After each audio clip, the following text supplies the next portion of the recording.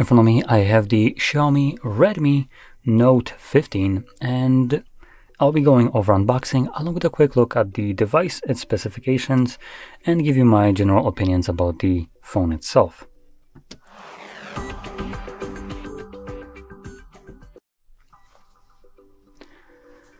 So, let's start off by actually taking this weird piece of paper that is included for no reason. And I'm gonna cut our way in.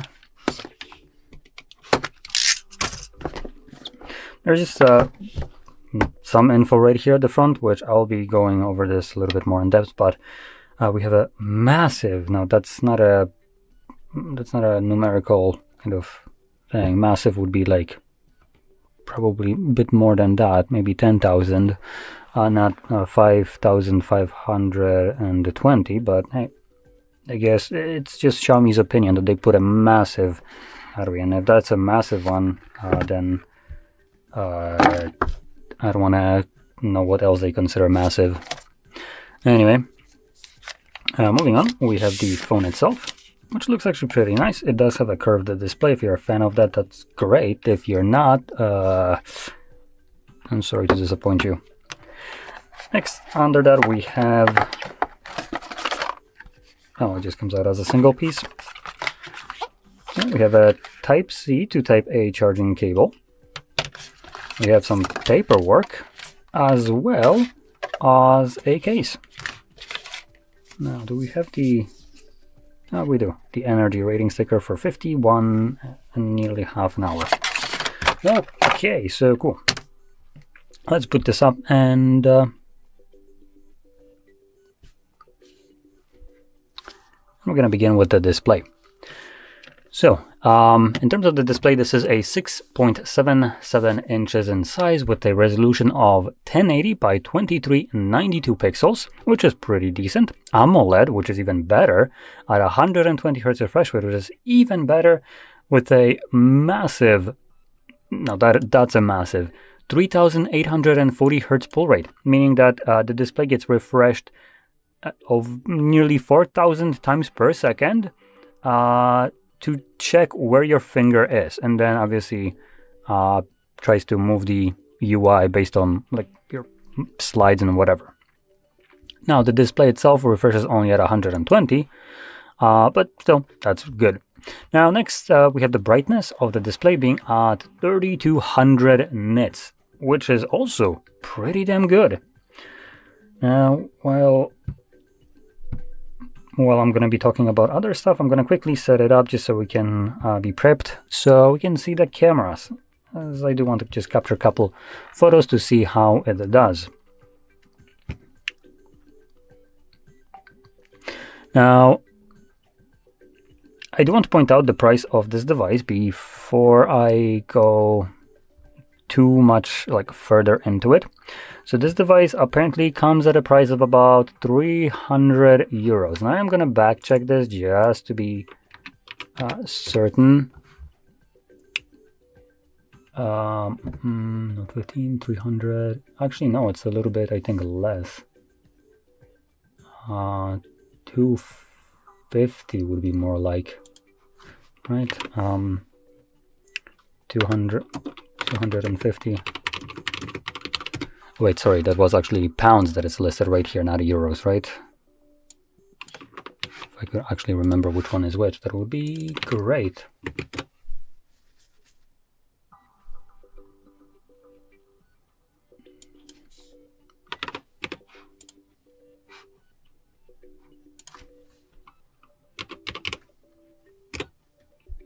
Yeah, so that is closer to 250 instead of the 300, which obviously at this price range, I think 50 euros, dollars, whatever, makes a bit of a difference. So at the time of recording this, most places sell it for about 250.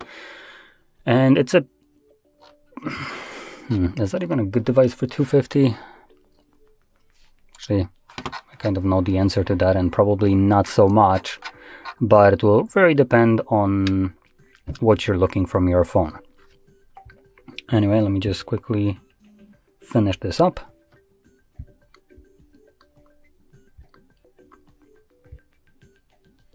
No, we're not going to be using carousel. Okay. So in terms of cameras on this device, we are looking at a main sensor being 108 megapixel, 1.7 aperture, 24mm wide lens. And we also got an 8 megapixel ultra wide, 2.2 aperture, 16mm.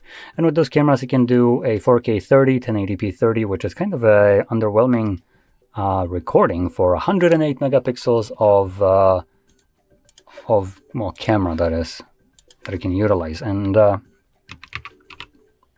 do want to check it with the competitor, which I would be mentioning.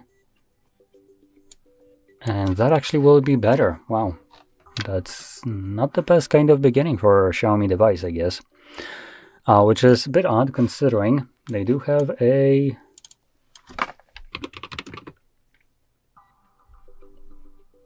What was this one? I'm trying to get the info about a certain phone that I actually had here not too long ago. So bear with me.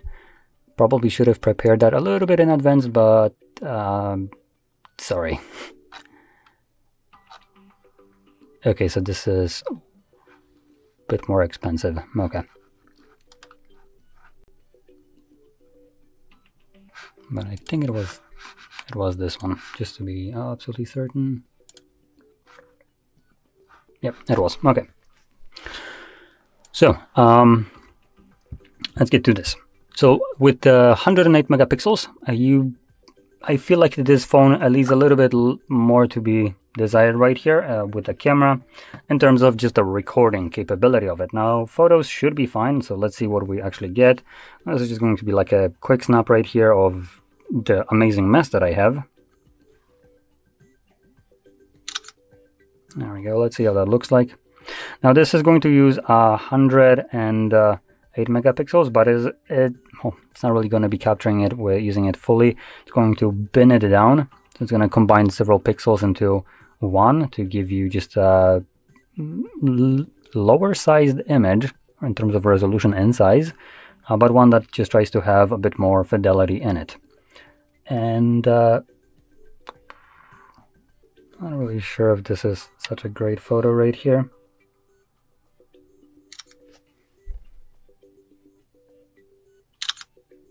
The stabilization right here is almost non-existent, I would say. For 108 megapixels, it isn't capturing that much detail. This keyboard up close, I can tell you it's filthy. And some phones just absolutely showcase that beyond belief. Now, in terms of this, it is definitely using AI for upscaling these images and trying to improve the look of those. There is, it's looking weird. It's not really looking correctly, I would say. Now, it is sharp, and to a lot of people, this will look absolutely fine. But I just want to kind of point that out for purposes of 108 megapixels, having massive sensor and still needing to upscale it and all that. It just kind of looks a bit weird to me. But to be fair, also, most phones nowadays use upscaling and any kind of AI algorithms to improve their photos. Even this thing right here. So it's literally unavoidable with any devices, as far as I can tell at this point. So moving on, we have some bloatware in here. As you can see, we have things like Gemini, Mi Store, Spotify, Temu, Booking, Xiaomi Community, Upvolt, OneDrive, Netflix. Oh god, let's get rid of this piece of shit. Know your place, trash. Bye. And you too. There we go. And moving on into the internals, that's also where the device kind of has a little bit of a fall off, I would say. So we have from 6 to 12 gigabytes of RAM inside, depending on which option you go for. And depending on which one you go for, will also define how much storage you have. So you have starting off 128 gigs of built-in storage and 6 gigs of RAM, and you can get it all the way up to half a terabyte with 12 gigs of RAM. So The only thing that you can't get is half a terabyte and 6 gigs. You can get half a terabyte with 8 gigs of RAM, but not 6. And same thing goes for 256, only with 8 gigabytes. Now, all things considered, I believe that the sweet spot for most devices will be, in this case here, 256 with 8 gigs of RAM. This will basically give you a decent amount of storage and decent amount of RAM. But just know that if you don't want to splurge out more for, higher storage variant, just to grab our tool right here, you can see we have expendable storage, surprisingly enough. So you can pop in an SD card or SIM card at the bottom tray, and at the top one you have just a SIM card. So dual SIM or single SIM and SD support, which is fantastic, especially for 2025 devices, and ones that are also relatively thin. Like, this isn't a chunky device. It's actually, it looks a bit thinner than the Samsung, which Samsung claims there's not enough space for that. Interesting. So pretty good. Now, additionally, the battery, like I mentioned, 5,520 milliamps, which is okay. Nothing really like great. There are phones that have 7,000 milliamps, so this isn't like breaking any kind of expectations right here. And we can charge it at 45 watts, which is pretty good. Way better than this crap can at way higher price. And it actually charges as fast as basically any top-of-the-line Samsung device, as those are primarily capped at 45. So charging speed here is solid for a device at this price range.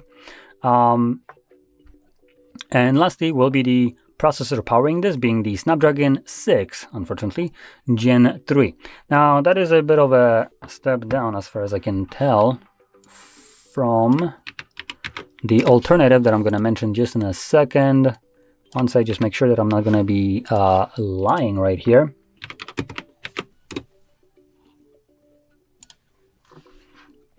And I'm actually going to be correct. Cool. Good to know. So with the Snapdragon 6 Gen 3, you're not getting the best performance. Now, I tend to crap on a lot of things, negative Nancy and all that thing. But I do want to give you just a heads up. I am going to compare to other device that has a faster processor, but just know that even at this point, these processors are good enough to get you through basically every kind of task, minus gaming. Gaming, this might not be doing too well, especially not like, at a higher fidelity or more demanding titles, maybe something like a Genshin Impact, Withering Waves, or some other crap like that. At that point, this processor won't really be too great for that. But if you don't game on your device, it will do most of the things just fine. You can see it doesn't stutter anymore, even though this is more or less a low-end device. So at this point, these processors are fantastic already, and any kind of marketing for the higher end devices, for instance, like when Samsung tries to fork you this one because it has a new Snapdragon 8 Elite or whatever, just know for the most part, majority of the people won't actually be able to utilize this power, not even half of it. So it's an absolute overkill, and this is really the only thing that is at this point even pushing the phone market forward. And even that, it's not being done too well, considering people are starting to consider my phone works just fine, even when it's being artificially slowed because, oh no, I have an old battery, right? So even with that, people are starting to not be upgrading phones that often, and that is just because the power that they offer is already sufficient enough for most of us. So with that in mind, what I'm going to be comparing it to is another device called the Nothing Phone CMF Phone 2 Pro. It's about the same price, might actually be even possibly cheaper at this point, considering it is actually no, it's about this. It's from the same year. But what it will offer is a faster processor, being the Dimensity 7300 Pro. So that is going to be a bit faster than this one. The 7300 is already faster from this processor in here, and the Pro is just a tiny bit more improved over the non-Pro version of it. And by Nano Review, the Dimensity 7300, so not the Pro, is on, let's see, Antutu benchmark about 7% faster, Geekbench 4% faster with a single and multi-core score, and compute score, GPU primarily, which is good for gaming, is 14% faster. So that's just the biggest advantage it has. And like I said, this is from nanoreview.net. Now, with that in mind, like I said, that gives you the numbers for non-Pro. The CMF Phone 2 Pro comes with a improved version of that processor, meaning it's going to be just a tiny bit faster. It's not anything like mind-blowing, but just know that these numbers will be even higher in terms of differences. So for about the same price, you get a phone that has a faster processor, and it will have downside in the charging speed and the battery, definitely being 5,000 instead of 5.5K. Charging speed is 33 instead of the 45, and it will only have the 8GB of RAM variant with 128 or 256 gigs of storage expendable though. But where it will shine is the camera department, as it comes with pretty great camera all in all. So it's a dual 50 megapixel sensors, wide and telephoto, along with 8 megapixel ultra wide. And with those cameras, you can do 4K 30 along with 1080p up to 60 with slow motion of 120, something that this device itself does not offer. So if you're looking for something that captures way better photos, I highly recommend checking out the CMF Phone 2 Pro, as it will get you better experience in this kind of department, along with being just a little bit faster as a device, while you're going to be sacrificing the battery size and speed. The battery size doesn't differ all that much, and speed is still pretty decent at 33 watts. Again, it's not that big of a difference, so I think it's a well worth trade-off to have a phone that will capture better photos and run a little bit faster. And additional kind of benefit of the CMF phone is the kind of openness of it. They have like a replaceable back or additional like accessories that you can screw onto the back. It's a weird gimmick that they have. Once you start looking into it, you'll know what I mean. So it could be a fantastic alternative. Now, if you're looking for something that could be considered basically a flagship killer, it's called it that way, probably the best way to name it. You also have at double the price. I'm not going to shy away. You're going to have something that costs twice as much as this, being at $500, while offering something that is performance that is worth 2 times more. So it's the Poco F8 Pro, which that's also from Xiaomi, and that has literally everything better. And it's so good that it competes with devices that are like $1,200 while costing $500. It absolutely just takes a steaming shit all over Samsung without apology for it, by offering a phone that is so freaking good that it's unfathomable how they're even making profit off of it, when Samsung claims that they're barely making a profit while offering a phone for $1,200 with the same specifications basically, while also charging it slower. While Poco here just gives you great battery, great charging speed, great freaking processor, great storage, RAM, photos, cameras, displays, and literally everything else for measly $500. So that is also a great alternative if you're looking to spend a bit more on your device and have something that just absolutely kills any kind of competition, while offering the best kind of experience that you can have almost on a device, or definitely the best one if you're looking at the specific price point. There is nothing better at this price point till you get to like $800, $900. So that's a fantastic option if you're looking to spend a bit more. If you're looking for something at $250, I think CMF phone might be better for camera purposes. But if you're looking for something that I guess has just a tiny bit bigger battery and faster charging, and you don't care that much about cameras and the speed, then this obviously should be also good enough. It has things that are pretty decent with the AMOLED display, decent size, curved display. If you're into that, obviously that will be a selling point to you. To people that aren't into the curved display and for some reason detest it, the CMF phone actually does have a flat display. So here we have a curved display AMOLED, which gives you these nice inky blacks, very high refresh rate, along with the refresh for the inputs, and I mean very good brightness. These are like flagship level brightness in terms of the display, and this is not even like maxed out. And I'm pretty sure they do have the adjust brightness. So there is right now it's already being overblown on the camera with the max brightness right here, but just know that this gets even brighter when you go outside and the phone detects like direct sunlight. It actually boosts above what we can select right here on the phone ourselves. But this is not going to be a permanent brightness. This is like a temporary one. So in any case, that about sums up the overview of this device. And if you found this very helpful, don't forget to hit like, subscribe, and thanks for watching. Welcome. In front of me is a Redmi Note 15, and today I will show you how you can go through the setup process of this phone.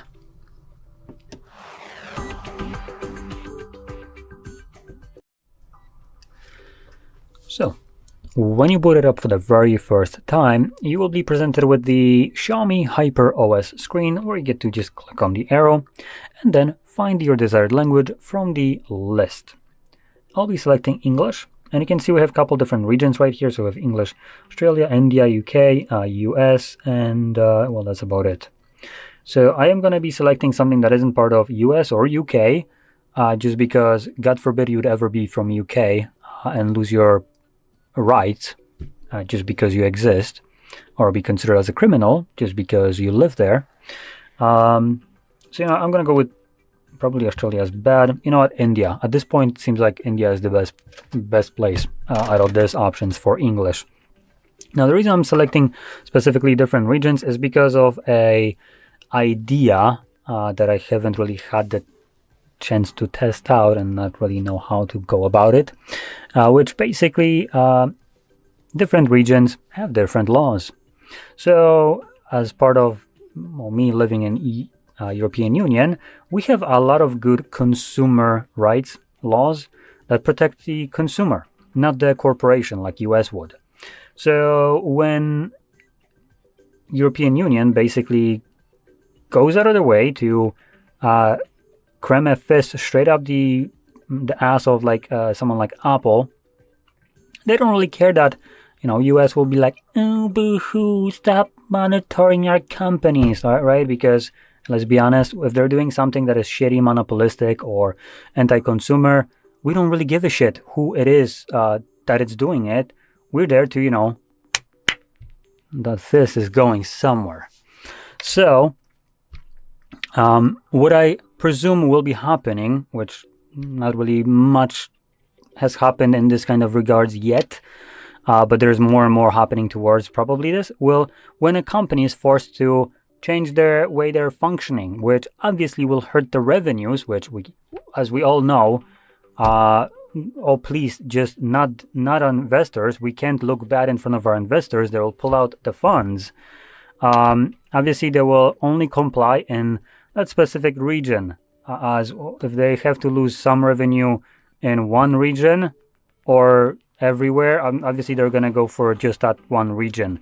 And it might be a malicious compliance, might not be, whatever they do, it's up to the company really.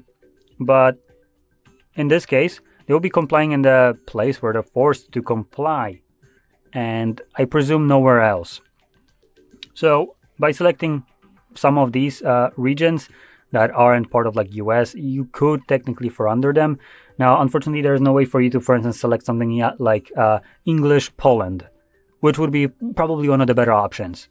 But I just want to point that out just in case. And another thing that I also want to point out, even if you are in UK, don't select it just to be safe.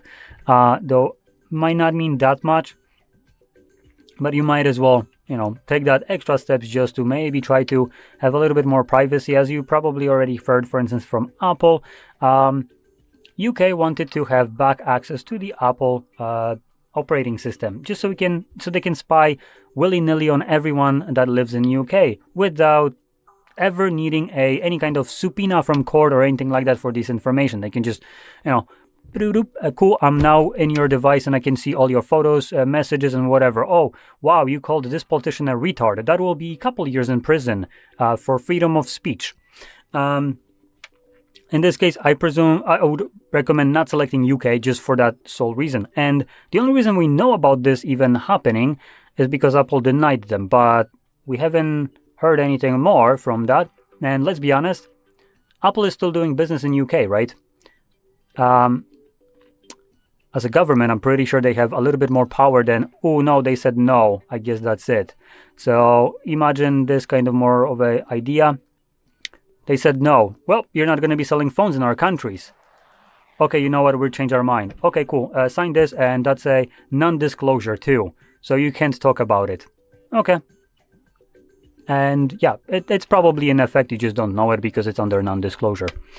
So just be wary of that, and don't select UK. Now, chances are this might not really have that much of an effect. You could possibly call a politician, whoever is there, an absolute retard, and they might still know about this and take you into the jail because you said a mean word to someone, and that's apparently cyberbullying. Maybe we should have more of that in reality, because then we have pussies like that governing the entire country, or different ones like everywhere now. So whatever, that's not here nor there for the setup. Let's continue on. So choose your region. Well, look at that, we have the correct region. Poland, yay, which goes back to what I was talking about. So we can actually select region separately, which is great. Terms and conditions, so we have user agreement and privacy policy. You can read both of them, what they are. But if you're like most of us, you will probably never read a single word of this document. I surely never did. Privacy policy, same thing. Scrolling down, you'll have the checkbox right here to select that you have. I have read and agreed to the user agreement and privacy policy. At least they don't say carefully. Moving on, we have set up using another device. So let me just bring up another device. And let's wait, there we go. You get this kind of pop-up. So this will allow me to move over whatever is basically stored on the Google Cloud, and only on the Google Cloud. Now this will also include, in a weird way, applications which aren't stored on a Google Cloud, at least not for you. So I'm going to explain this a little bit just in case you're interested in it.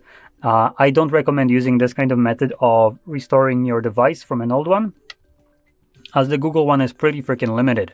So as an example, if I go into my applications just as a showcase, I have things like, for instance, CloudStream or YouTube Revanced. These applications are from GitHub, and these don't fall under the basically moving over, because Google doesn't store them on the App Store.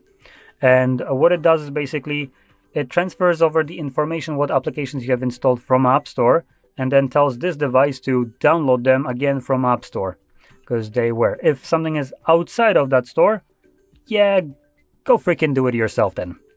That's basically Google's logic. And it's just their way of trying to hoover up as much data as they possibly can. I mean, AI models won't train themselves, right? At least not yet.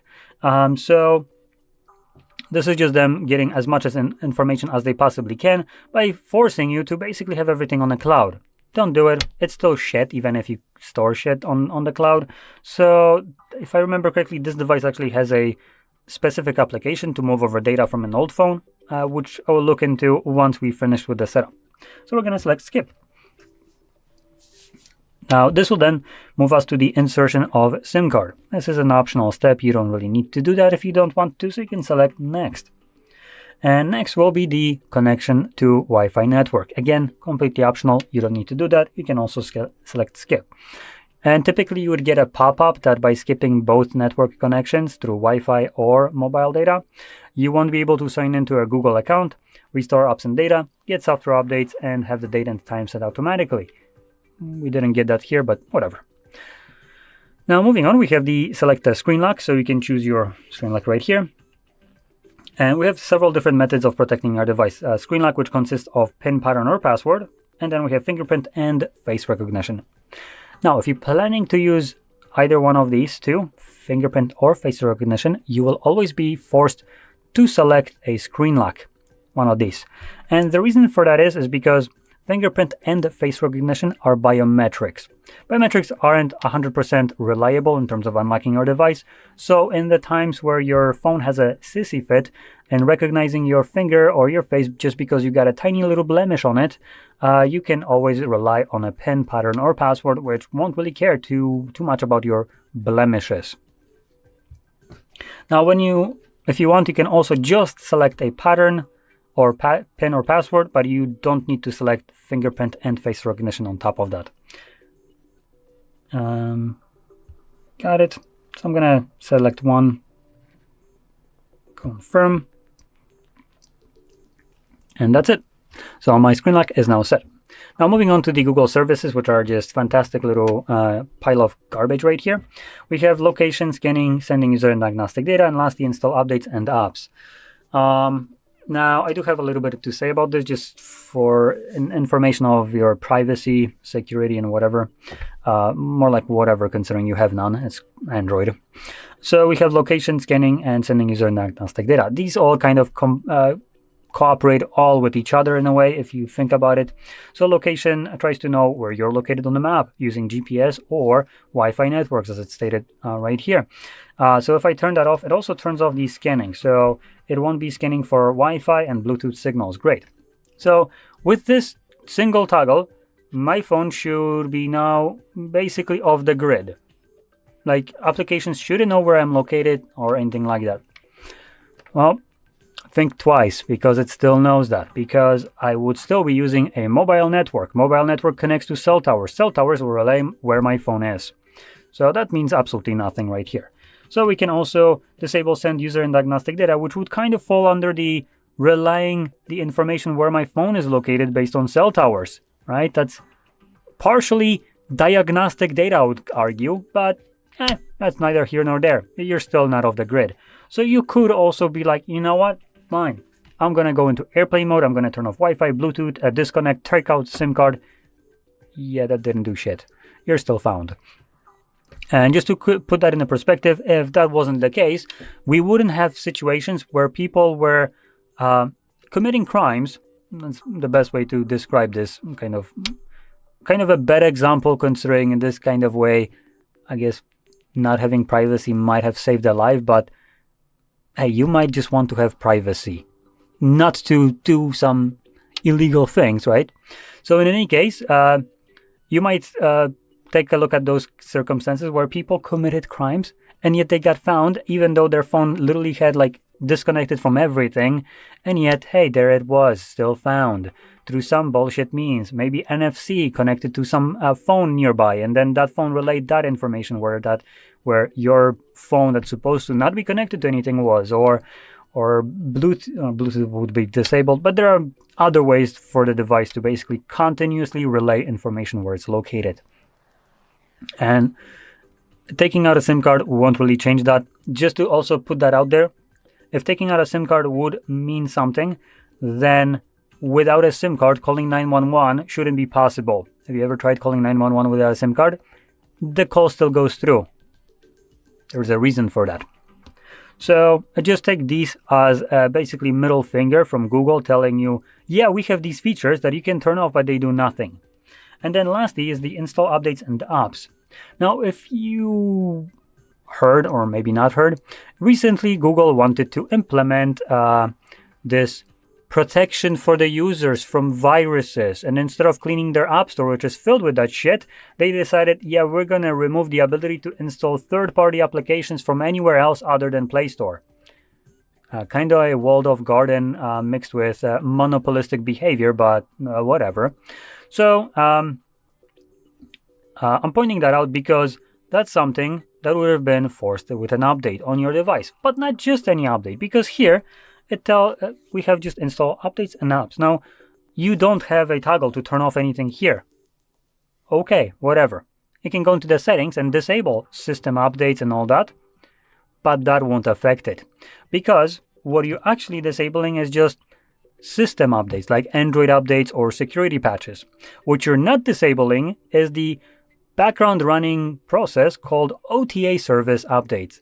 And this abhorrent garbage basically forces whatever updates Google will want on your device without your permission or knowledge. So if you ever opened up something like, as an example, Play Store, and one day it looked one way, and you open it up the second day, you have no notifications about your phone ever being updated, but miraculously, your Play Store looks completely different. Now, how could that be without an update, right? Well, that's through OTA updates. It's not something that you get notified or you can disable, not through a setting. You can, technically, through a additional applications, find this service and completely delete the shit out of it, but therefore, you would also lose access to security patches, which if your device is still getting security patches, that might be important to you, and any kind of updates in general. Now, if your device is already like end of life cycle, it doesn't get any more security patches specifically, you can delete that crap right away. It doesn't really affect you all that much. It's not like you're gonna get any kind of security, so any kind of negative things that this phone would get, you're gonna get, but the positive things like security updates, you're not. So why would you be getting shafted without the benefit of actually getting software or security updates? So in this case, you can delete that, which I'm not really going to go into here, but just know it is possible. And going back to what I was saying before with the third-party applications and Google trying to block them, they went back on it, but they still kind of going to force some kind of annoyance on us, and that's going to be done through the OTA updates. And if you have those, obviously you have no way of declining this kind of update because you don't want it. Google tells that you want it and you will freaking have it, whether you like it or you don't. You will own nothing and you will love it. So let's go. Next, we have basic settings like location, automatic system updates, which, like I said, you can turn off, but that doesn't affect the OTA ones. Send user and diagnostic data. That again goes back to the other things. But what you can also disable is the personalized ads. Now, I want to point out, this is from Xiaomi, by the way. And I hate this kind of dark pattern, reverse psychology bullshit that is happening right here with the pop-up that you're trying to, or toggle that you're trying to turn off. And as a confirmation of inaction, you would usually press this. The button on the right side, that is highlighted in blue. Well, I just kept it on. So make sure you turn that off. Now, what this is basically a means for Xiaomi to listen to you, what you search for, what you talk about, and then give you ads based on those interests. If it sounds creepy and intrusive, that's because it is creepy and intrusive. So turn that off. There's not much more in here that is worth mentioning, sort of maybe wallpaper carousel, but I don't see it here. So moving on. Parental control, up to you. Fonts, you have two options here. If you download more, you can change them in the settings as well. But here we only have two, and by the looks of it, they only really vary in the size. They look about the same. Oh, there we go. We have the wallpaper carousel right here. Personally, I recommend turning that off. These wallpapers right here that you see as an example, those are like the top of the best scenario wallpapers that you will see. What you will also see is things like maids cleaning or some fingernails on fingers, by the way, not just like clipped ones. And just some other random crap. And one of the worst ones that I kind of think about as a circumstance is when you have a wallpaper of a random ass woman. Now, most of them that I've seen, I have no idea who they are. Like I said, there is one that would basically be a maid cleaning as your wallpaper. Now, imagine you have a wife or your significant other. You go home, you just kind of, do this kind of thing. You have that wallpaper show up right here, and you just go willy-nilly unlock, and your wife or girlfriend just kind of like, whoa, whoa, whoa. What was that? Who was that? And, well, your day was going smoothly. It's no longer going smoothly. So I recommend just selecting skip right here, not enabling that, as this is going to make your life much calmer, which I personally think it's a good thing. So turn it off. Next, we have select default launcher. So basically all your apps on your home screen or app drawer. I like the app drawer. There we go. And we have system navigation, gestures, or buttons. Again, up to you which one you want to use. And we're basically done. Now, like I mentioned, there's one last thing that I'm going to check right here, which is the application for importing your data. Once I can get to the home screen.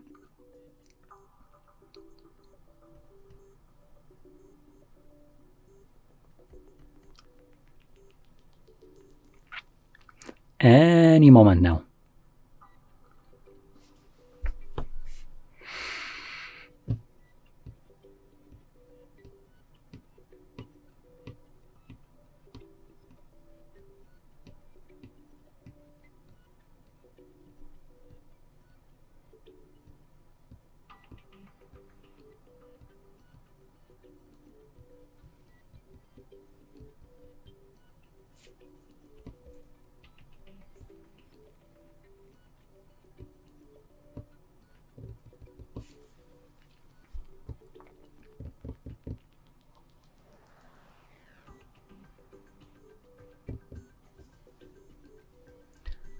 Oh, finally.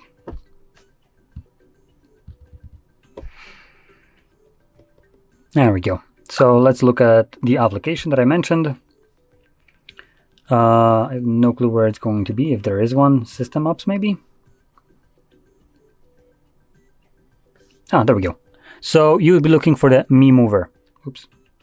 The Mi Mover is an application designed for moving data from your old device to this one. And if you have another Xiaomi device that isn't, if you have another device that isn't Xiaomi, like for instance me having a Samsung, I would need to go to Play Store, download the Mi Mover from there, and once I open it up, I would have similar page to this one, but I would only have the old option. So this one. The new one wouldn't exist because Xiaomi doesn't want you to kind of use this application back and forth. They created it so you can move easily from other brand to this one, not to make it easy to move out of their brand, right? Makes sense, to be honest. So every company does the same thing. So yeah. So you just select old one. It would tell you to connect it by scanning the QR code, agree to everything, and from there you can select what you're gonna move. And comparing it to the Google one that you could create, this is like super in-depth. You can select basically application data, you can do call logs, messages, and so on. Applications, everything. And applications doesn't really matter if the application is from Play Store or from whatever else, it's going to move it without a problem, as it's physically moving all the data from this phone to another one. Unlike the Google backup, or restore more like, that would basically only restore what's stored on the cloud and it's not really doing anything with the data on the phone. If it's stored on the cloud, it's just uploading it to the phone from the cloud. So there we go. So anyway, I hope you found this video helpful. Even though it was a little bit lengthy, I did try to give you a heck of a lot of information right here. But yeah, I hope you found it helpful. And if you did, don't forget to smash like, subscribe, and thanks for watching. Hello, in this video I'm going to show you how to restore backup and how to transfer data on your Redmi Note 15.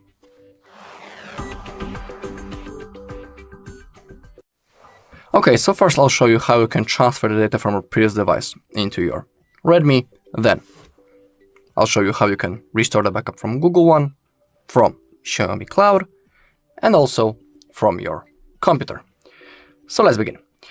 As you can see, we are doing the setup process. We need to select the language that we want to use. I'll stick to English, click on Next, choose your region, and also click on Next. Scroll down, select that you agree, click on Next, and we have option that we are interested in, setup using another device. Now, let's select the device type, previous device type. In my case, it's Android, and now we need to scan this QR code using our previous phone. So I'll use Google Lens for that. It's right in here. If you don't have Google Lens in your camera app, if you want, you can always use some third-party QR code scanning apps, and you also be able to do it. Okay, so now we need to scan this code. Okay. Click on Continue.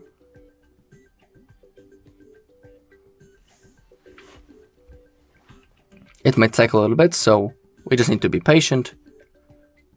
Okay, it says that we need to continue on our Redmi. Now, in my case, I need to draw the pattern that I have on my previous device as a confirmation that I am performing this process. If you want, you can insert your SIM card right now. It's not necessary to do it right now. You can always do it later. Then click on next. Getting the phone ready. This might take a few minutes, so I'll see you once it's done. Okay, now we have possibility to copy up some data. Click on next. We are interested in that.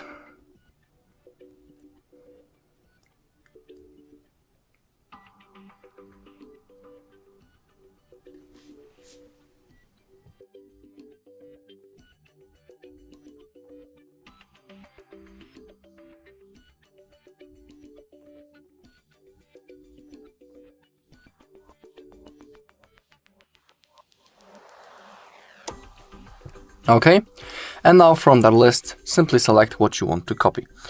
When it comes to things such as Gmail, Google Photos, Contacts, and Calendar, they are synced automatically.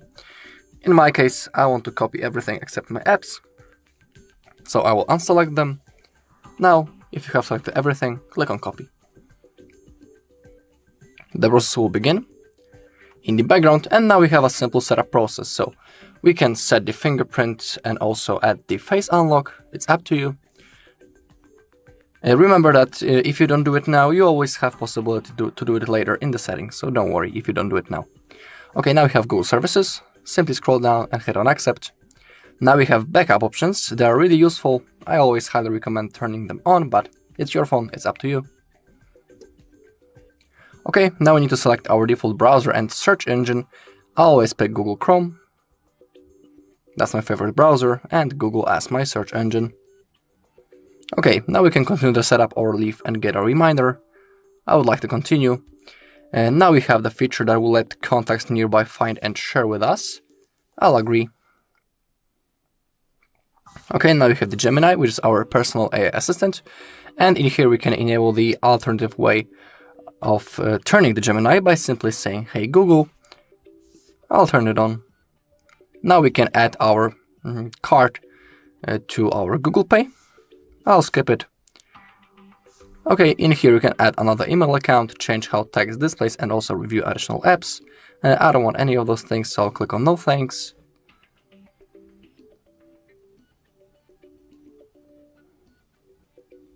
Okay, copying is finished. We can click on done.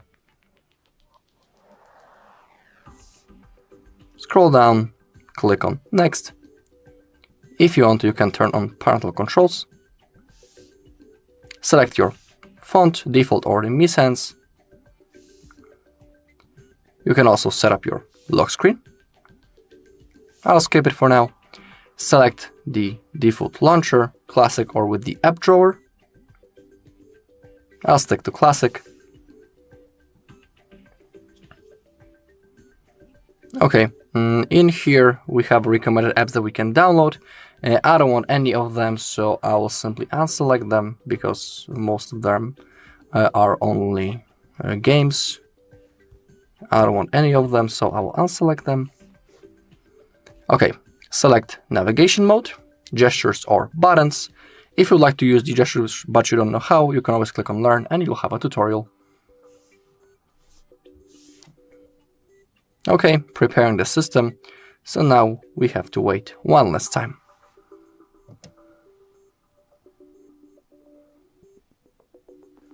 Okay, now click on continue.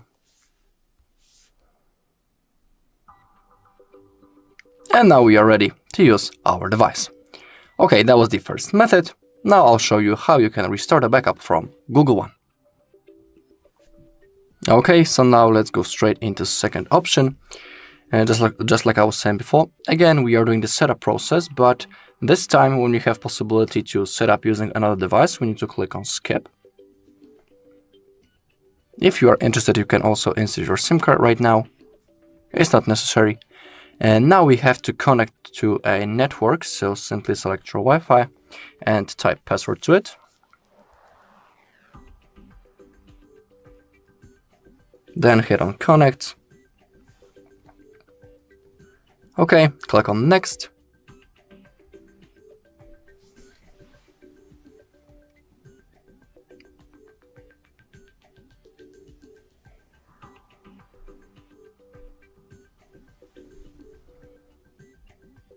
Okay, and now we have the most important part. We have possibility to sign in into Google account. And we have to sign in into the same Google account on which we made the backup before. It is really important because if you sign in into wrong account, you won't have possibility to restore it. So now we need to type the mail first.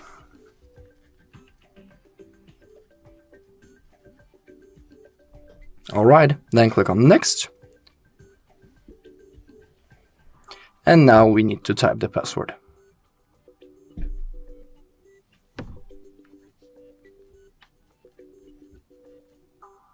Okay, click on next to go forward.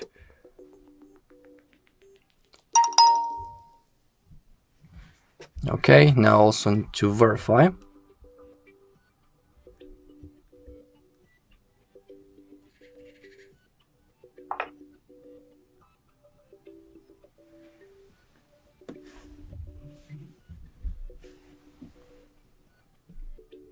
Okay, click on next. Click on agree.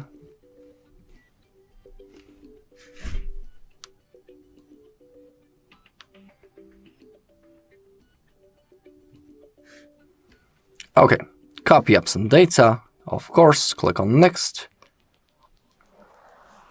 And now select the backup that you would like to restore. As you can see, in my case, I have a lot of them, but I would like to restore that one. Okay, and when it comes to things such as Google Photos, Gmail, Calendar, and Drive, they are synced automatically, and down below we can see a list. Now we need to choose what we want to restore. In my case, I would like to restore everything except apps. Now click on restore if you have selected everything that you want. The restoring process will begin in the background, and now we have to go through the simple setup process. So we can set the screen lock right now, fingerprint, and also the face unlock. In my case, I'll skip it. Don't worry if you'll skip it now. You can always do it later in the settings. Okay, now we have Google services. Scroll down and hit on accept. Now we have backup services. They are really useful, and I always highly recommend turning them on, but it's up to you. It's your device. Now click on next. We need to select our default browser. Always pick Google Chrome. And now the search engine. For me, it's Google. Now we can continue the setup or leave and get a reminder. I would like to continue. And now we have a feature that will let contacts nearby find and share with us. In here you can read how it works. I'll agree. Okay, now we have the Gemini, which is our personal AI assistant. And we can turn on cool feature that will let us launch the Gemini by simply saying this phrase, "Hey Google, it is up to you." Okay, in here you can change how the text displays, review additional apps, and also add another email account. I'll click on no thanks. Alright, getting the phone ready. Once again, we need to wait a little bit. Okay, now scroll down and hit on next. You can turn on the parental controls. You can change the font also. You can also set up your lock screen. You can always do it later, remember about it. And now select your default launcher, classic or with the app drawer. In here you can see a preview, how it's going to look like. So basically when it comes to the classic mode, we don't have that app drawer when we slide to the app side. Okay, now we have the recommended apps. I will unselect all of them because it's only games, so I don't want any of them. Okay, now the navigation mode, gestures or buttons. I'll stick to gestures. If you don't know how to use them, you can always click on learn. Alright, preparing the system, we need to wait one last time. And then on the bottom, we'll have possibility to click on continue. So I'll see you in a second. Okay, setup complete, so click on continue.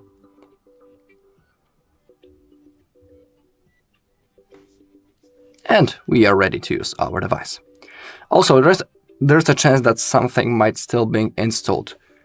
From the Play Store in the background, to check it, simply open up the notification bar. As you can see, some things are still being installed. So don't disconnect from the Wi-Fi yet and wait until everything gets downloaded. Okay, that was the second method. Now I'll show you how you can restore the backup from your Xiaomi Cloud. Okay, to restore the backup from your Xiaomi account, open up your settings on your device, scroll down, click on Xiaomi account. You need to be signed in, of course, and now click on Xiaomi Cloud. It requires a permission, so let's click on the settings. Oh, actually, everything is okay. And now click on Backups, click on Allow. Now Manage Cloud Backups, and now select the backup that you want to restore. In my case, I want that one, so I'll click on Restore Data.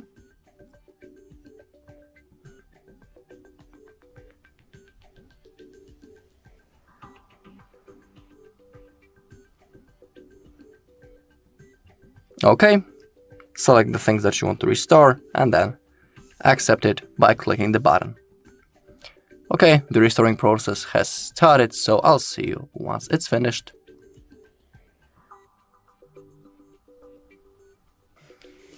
Okay, it says that it has been restored successfully, so that was the third method. Now I'll show you how you can restore the backup from your computer. Go into About Phone, scroll down, Backup and Restore, select Computer, click on Agree, select Restore, and now I will launch my PC and I'll show you further steps. Okay, now we need to connect our phone into our computer using USB-C cable. So simply connect both devices to each other.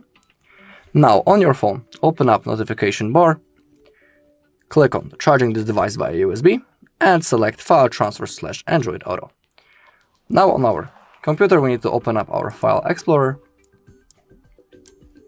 Click on this PC, find your Redmi Note, click on Internal Shared Storage, find MyUI, now Backup, all backup, and now we need to copy our backup file, the zip file, into that folder in here. In my case, it's stored on my desktop. I have created a folder before. In here I have my backup. Now to restore it, simply drag it, place it into all backup folder. Now we need to wait until it's copied. Okay, now if everything has been copied into the folder, we can now close it up. Now on our phone, click on Backup. Go back. And now click on Mobile Device, click on Restore, select the backup that you have just copied, select what you want to restore, then hit the button to confirm.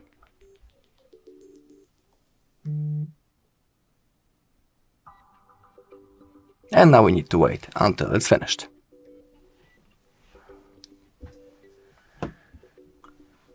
Okay, 100%, we can click on Finish, and now our backup has been successfully restored. Alright, that's all in this video. Thank you all for watching. If you found this video helpful, please leave a like, comment, and subscribe. Hello, in this video I'm going to show you how to restore backup and how to transfer data on your Redmi Note 15.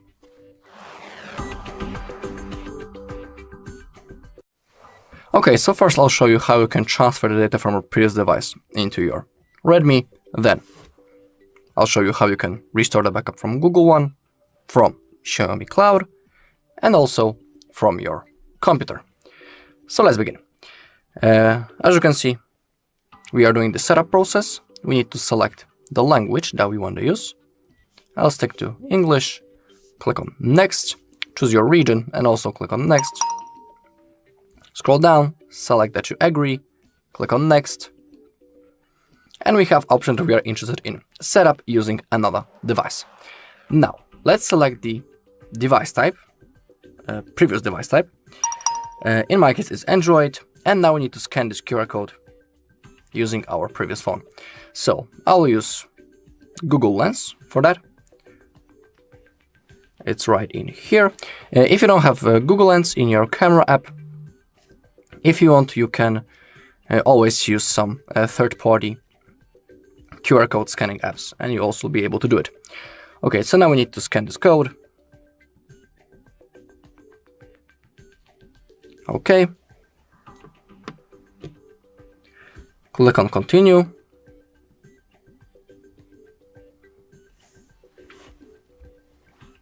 It might take a little bit, so we just need to be patient. Okay. It says that we need to continue on our Redmi.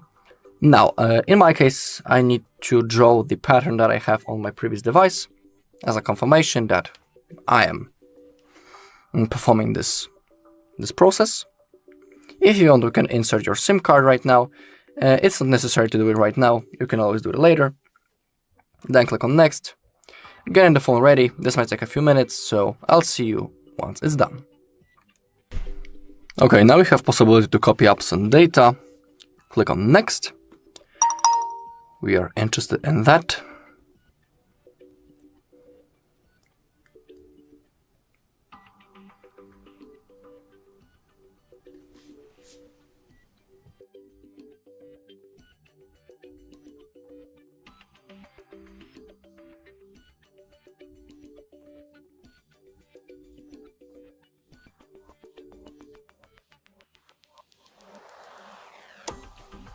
Okay, and now from that list, simply select what you want to copy.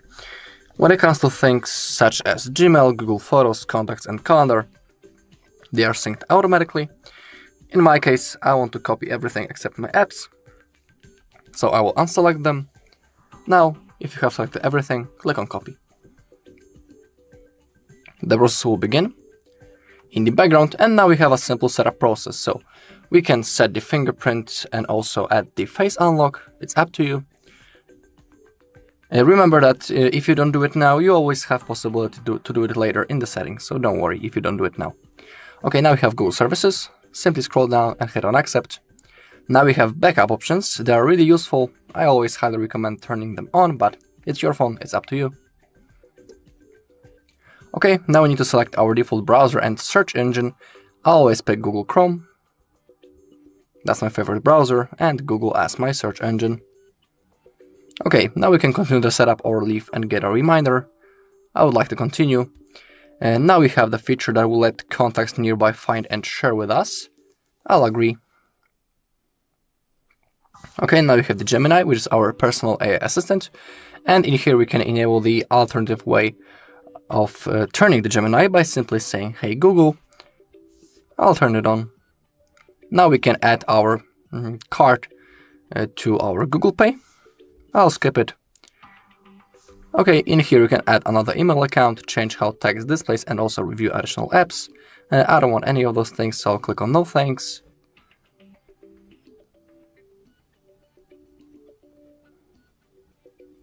Okay, copying is finished. We can click on done. Scroll down, click on next. If you want, you can turn on parental controls. Select your font, default or in Mi Sans. You can also set up your lock screen. I'll skip it for now. Select the default launcher, classic or with the app drawer. I'll stick to classic. Okay, in here we have recommended apps that we can download. I don't want any of them, so I will simply unselect them because most of them are only games. I don't want any of them, so I will unselect them. Okay, select navigation mode, gestures or buttons. If you'd like to use the gestures but you don't know how, you can always click on learn and you'll have a tutorial. Okay, preparing the system. So now we have to wait one last time.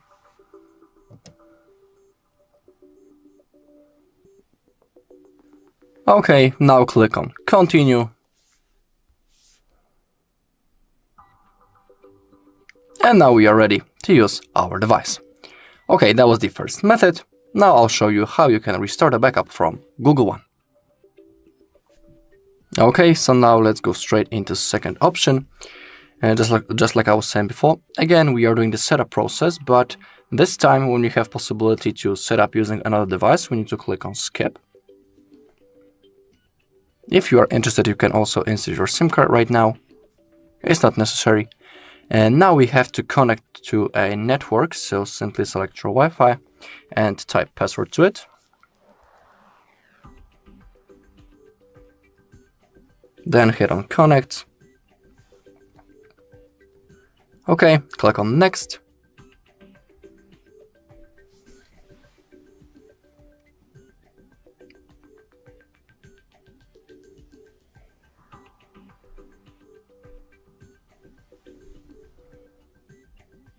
Okay, and now we have the most important part.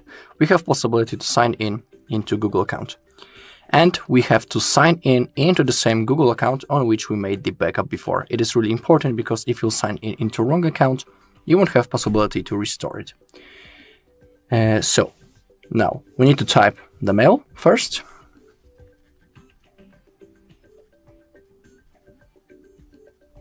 All right, then click on Next. And now we need to type the password.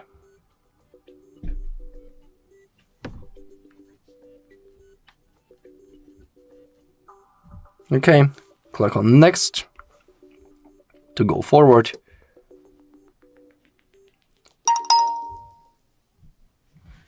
Okay, now also need to verify.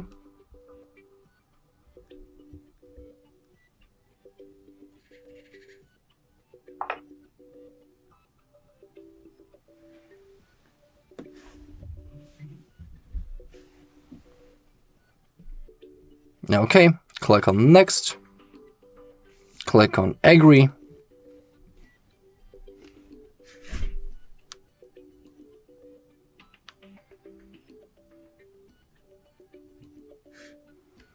Okay, copy apps and data, of course, click on Next. And now select the backup that you would like to restore. As you can see, in my case, I have a lot of them, but I would like to restore that one. Okay, and when it comes to things such as Google Photos, Gmail, Calendar, and Drive, they are synced automatically, and down below we can see a list. Now we need to choose what we want to restore. In my case, I would like to restore everything except apps. Now click on Restore if you have selected everything that you want. The restoring process will begin in the background, and now we have to go through the simple setup process. So we can set the screen lock right now, fingerprint, and also the face unlock. In my case, I'll skip it. Don't worry if you skip it now. You can always do it later in the settings. Okay, now we have Google services. Scroll down and hit on Accept. Now we have backup services. They are really useful, and I always highly recommend turning them on, but it's up to you. It's your device. Now click on Next. We need to select our default browser. Always pick Google Chrome. And now the search engine. For me, it's Google. Now we can continue the setup or leave and get a reminder. I would like to continue. And now we have a feature that will let contacts nearby find and share with us. In here you can read how it works. I'll agree. Okay, now we have the Gemini, which is our personal AI assistant. And we can turn on cool feature that will let us launch the Gemini by simply saying this phrase, "Hey Google, it is up to you." Okay, in here you can change how the text displays, review additional apps, and also add another email account. I'll click on No Thanks. Alright, getting the phone ready. Once again, we need to wait a little bit. Okay, now scroll down and hit on Next. You can turn on the parental controls. You can change the font also.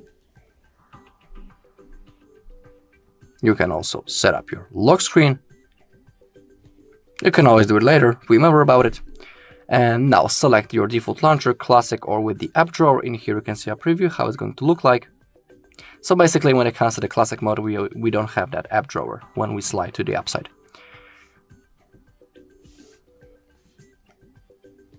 Okay, now we have the recommended apps. I will unselect all of them because it's only games, so I don't want any of them.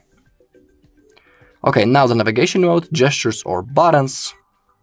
I'll stick to gestures. If you don't know how to use them, you can always click on Learn. Alright, preparing the system, we need to wait one last time. And then on the bottom, we'll have possibility to click on Continue. So I'll see you in a second. Okay, setup complete, so click on Continue.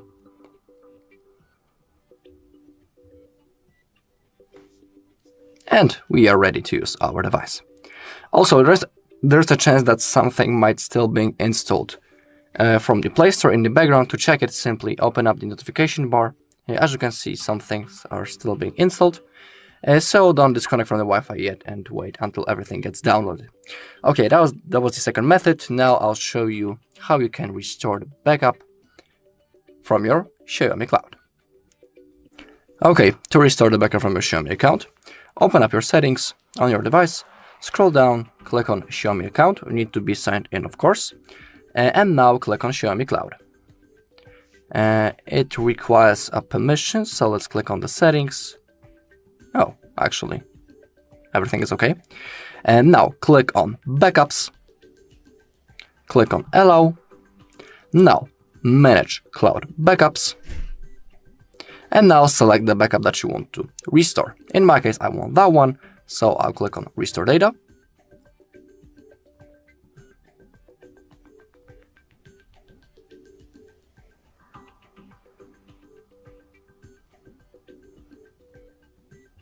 Okay, select the things that you want to restore and then accept it by clicking the button.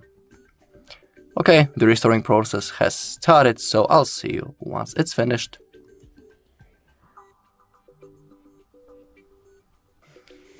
Okay, it says that it has been restored successfully, so that was the third method. Now I'll show you how you can restore the backup from your computer. Go into About Phone. Scroll down, Backup and Restore, select Computer, click on Agree, select Restore, and now I will launch my PC and I'll show you further steps. Okay, now we need to connect our phone into our computer using USB-C cable. So simply connect both devices to each other. Now on your phone, open up notification bar, click on charging this device via USB and select File Transfer / Android Auto. Now on our computer, we need to open up our File Explorer, click on this PC, find your Redmi Note, click on Internal Shared Storage, find My UI, now Backup, all backup. And now we need to copy our backup file, the zip file, into that folder in here. In my case, it's stored on my desktop. I have created a folder before. In here I have my backup. Now to restore it, simply drag it, place it into all backup folder. Now we need to wait until it's copied. Okay. Now, if everything has been copied into that folder, we can now close it up. Now on our phone, click on Backup. Go back. And now click on Mobile Device, click on Restore, select the backup that you have just copied, select what you want to restore, then hit the button to confirm.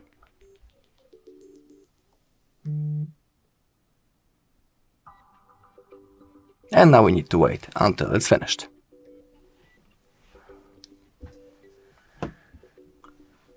Okay, 100%, we can click on Finish, and now our backup has been successfully restored. Alright, that's all in this video. Thank you all for watching. If you found this video helpful, please leave a like, comment, and subscribe. Good morning guys, and in front of me is Redmi Note 15 5G, and let me show you how to close all running apps. So basically all you have to do is to slide with your finger up and hold it for a while. Here you've got all apps that are currently active, and to close them all off, just mark a cross icon. And that's it, that will be all. So thank you for watching, please subscribe our channel and leave the thumbs up. Hi, it's HardReset, and today I'll show you how to check battery health status on Redmi Note 15.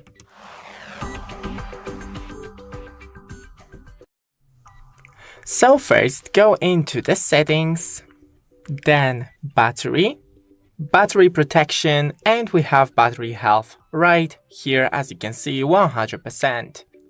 Thanks for watching, don't forget to leave a like and see you in the next one. Hi guys, in front of me is Redmi Note 15 5G, and let me show you how to apply dark theme.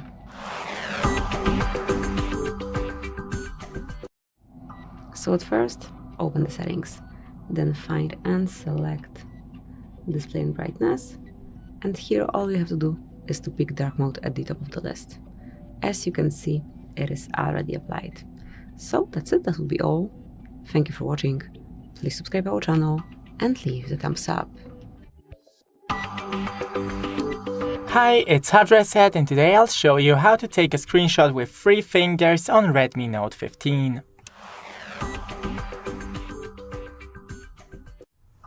So first, go into Settings, then scroll down to Additional Settings, Gesture Shortcuts, take a screenshot and enable slide 3 fingers down. Now just slide 3 fingers down to take a screenshot. Thanks for watching, don't forget to leave a like and see you in the next one. Hi, it's HardReset, and today I'll show you how to enable 120 refresh rate for all apps on Redmi Note 15.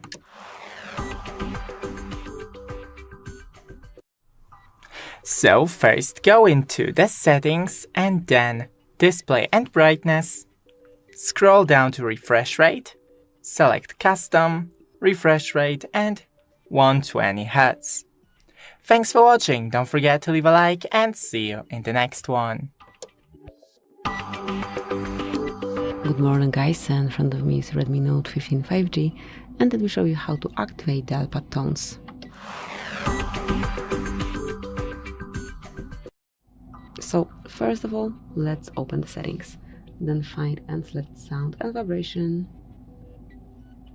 and here go to additional settings. Now you'll notice here the iPad tone, so unless it is active, just mark the indicator to turn it on. Thank you for watching, please subscribe our channel and leave the thumbs up. Hi, it's HardReset, and today I'll show you how to change the fingerprint animation style on Redmi Note 15.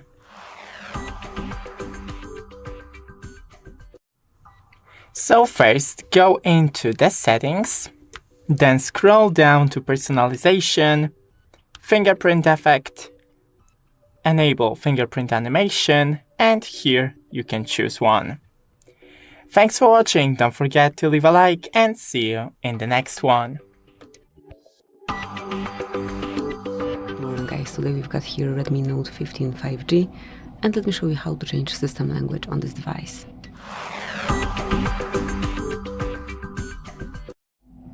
First of all, open the settings. From main settings list, select additional and go to languages and input. Now pick languages at the top of the list and pick the one that you want to apply, click on OK, and that's it, that will be all. So thank you for watching, please subscribe our channel and leave the thumbs up. Hello everyone, and in front of me is Redmi Note 15 5G, and let me show you how to reset network settings.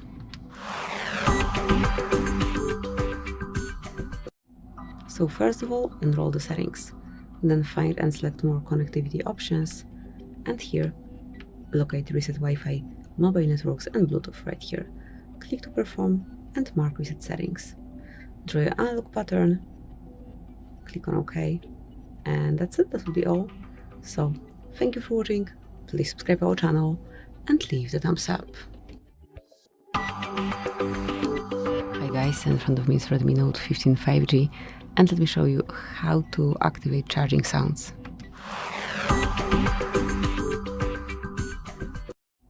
So first of all, open the settings, then find and select sound and vibration. Here, scroll all the way down and enter additional settings. Here, under system sounds, you will find play sound when charger is connected.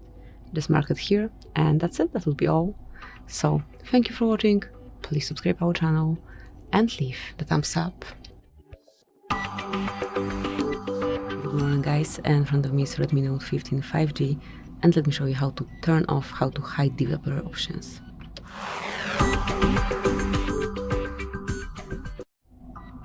So, first of all, open the settings, then find and select additional settings, go to developer options, and smoothly unmark the stop indicator.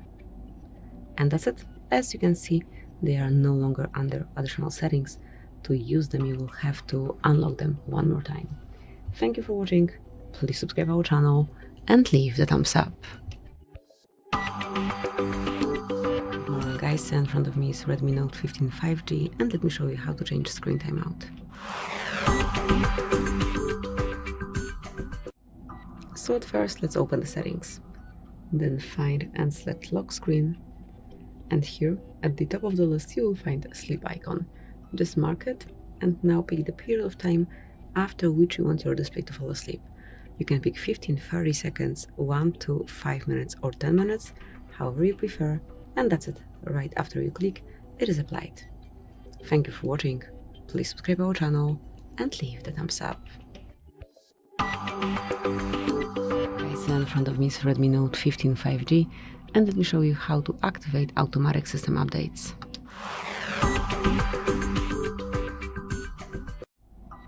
So first of all, open the settings, then find and select additional settings and go to developer options. Now find and select automatic system updates and mark the indicator, and that's it. From now on, updates will be applied automatically whenever a device restarts. Thank you for watching, please subscribe our channel and leave the thumbs up. Good morning guys, in front of me is Redmi Note 15 5G, and let me show you how to remove fingerprint from this device.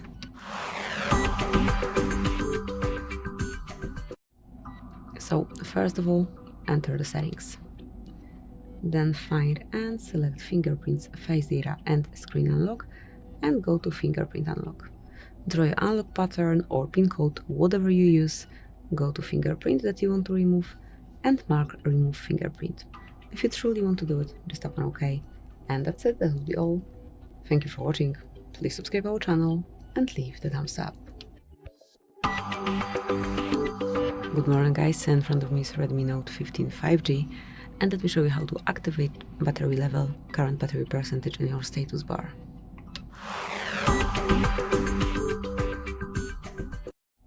So first of all, enroll the settings, then find and select notifications and status bar, and here you will notice battery indicator. Mark to enroll, and now you can place the current battery level either outside the icon or inside the icon, however you prefer. So that's it, that will be all. Thank you for watching, please subscribe our channel and leave the thumbs up. Good morning guys, in front of me is Redmi Note 15 5G, and let me show you how to change the date and time. First of all, enroll the settings, then find and select additional settings and click on date and time at the top of the list.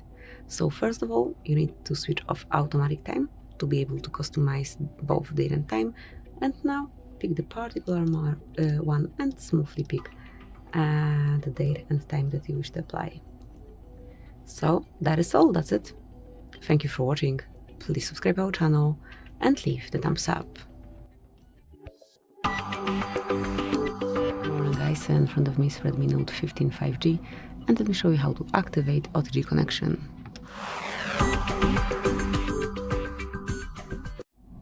First of all, let's open the settings. Then find and select additional settings. And here you'll notice OTG. Click to open, and now once you want to turn it on, just mark the switcher. And that's it, that will be all. Then you can either switch it off this way or leave it active.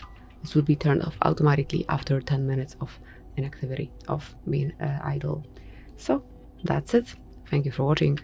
Please subscribe our channel and leave the thumbs up. Good morning guys, in front of me is Redmi Note 15 5G, and let me show you how to boot demo mode.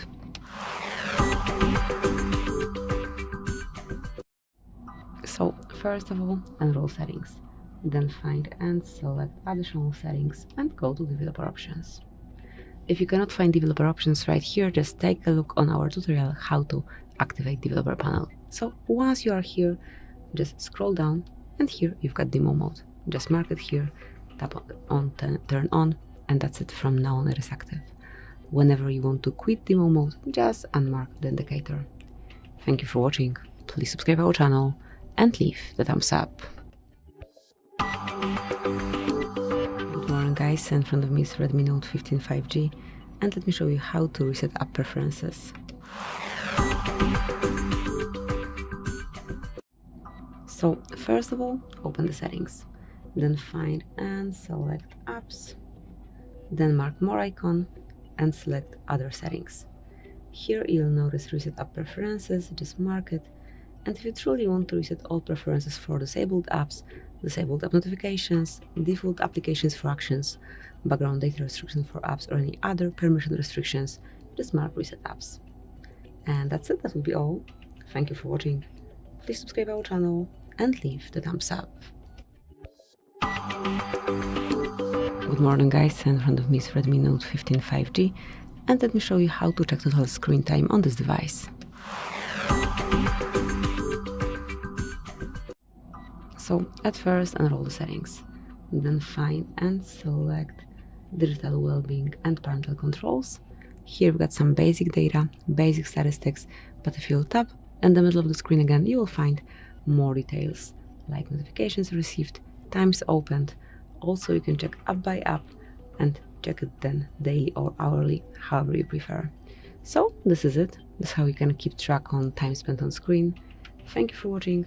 Please subscribe our channel and leave the thumbs up. Good morning guys, and in front of me is Redmi Note 15 5G, and let me show you how to change phone ringtone.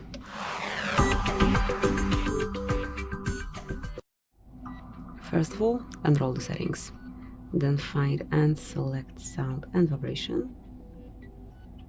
Go to ringtones and just choose the one that you like the most. If this is the one, just mark this ring icon and then select ringtone. Wait till it's downloaded, tap on arrow if it's not already set up, and that's it. So thank you for watching. Please subscribe our channel and leave the thumbs up. Good morning guys, in front of me is Redmi Note 15 5G, and let me show you how to check for system updates. So at first, open the settings, then go to About Phone and just mark Xiaomi HyperOS. And now wait as your device is scanned. Here you've got the notification, no new version available. It disappeared, so I forgot what was written there. However, as you can see, this is the latest version. However, if there's anything new that you can download, you'll be informed and you will be able to get it straight from this panel. Thank you for watching. Please subscribe our channel and leave the thumbs up. Good morning guys, in front of me is Redmi Note 15 5G, and let me show you how to change system navigation.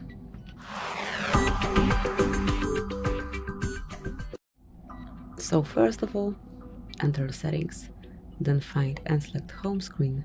Here you've got system navigation, just mark it, and here smoothly by tapping you can pick either gestures or button navigation. So now we've got button navigation. However, whenever you want to change it, you can smoothly go back to gestures and now navigate in this way. So that's it, that will be all. Thank you for watching, please subscribe our channel and leave a thumbs up. Guys, in front of me is Redmi Note 15 5G, and let me show you how to activate Google Backup.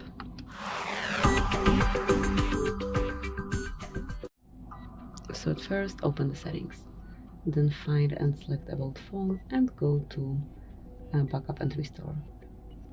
Now mark Backup, and here just click on Turn On. Pick the stuff that you wish to backup. I'll go with everything, so both photos and videos, along with other device data. Click on Confirm then, and that's it. That will be all. As you can see, here you've got your backup details. It is active, so your data is safe now. Thank you for watching. Please subscribe our channel and leave the thumbs up. Good morning, guys, and in front of me is Redmi Note 15 5G, and let me show you how to reset camera settings.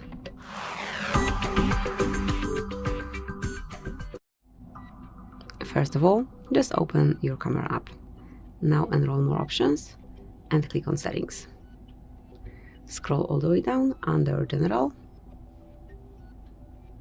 go to Other Settings, and here select Restore. And if you truly want to reset your camera settings and go back to default values, all you have to do is to confirm by tapping on OK. And that's it. From now on, you can customize the camera from scratch, as you can see, starting with those setup. So, thank you for watching. Please subscribe our channel and leave the thumbs up. Good morning, guys. In front of me is Redmi Note 15 5G, and let me show you how to remove Google account from this device.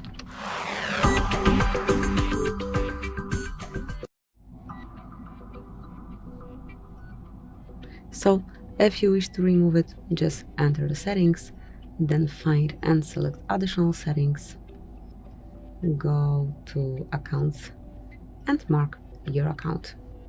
Now tap on more icon and select the remove account. So if you truly want to do it, just click on remove account and confirm by providing your fingerprint, pattern, pin code, whatever you use. And that's it. It's no longer connected with your device. Thank you for watching. Please subscribe our channel and leave the thumbs up. Good morning, guys. In front of me is Redmi Note 15 5G, and let me show you how to activate developer options.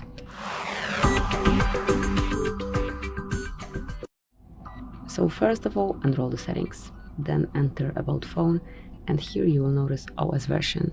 Tap on it 7 times, then draw an unlock pattern if you have one, and that's it. As you can see, from now on you are a developer. So now let's go back and enter additional settings.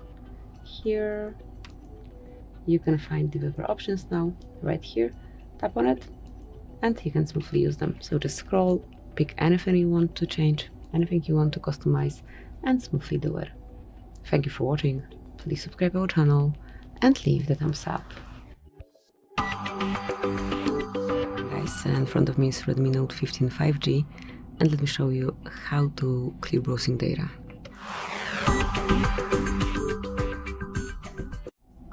First of all, you need to open the browser that you are using. Now mark more icon and select delete browsing data. Here go to more options to customize it fully. Mark everything that you wish to get rid of, pick the time range and select the time from which you want to clean up your browser. So it can be 15 minutes, last hour, day, 7 days, 4 weeks or all time, however you prefer, and mark the data. Confirm. And that's it, that will be all. So thank you for watching, please subscribe our channel and leave the thumbs up. Good morning, guys, in front of me is Redmi Note 15 5G, and let me show you how to activate and use camera timer.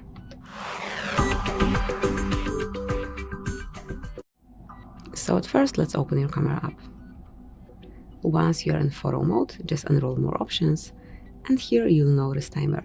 Click here and then apply 3, 5 or 10 seconds delay, however you prefer.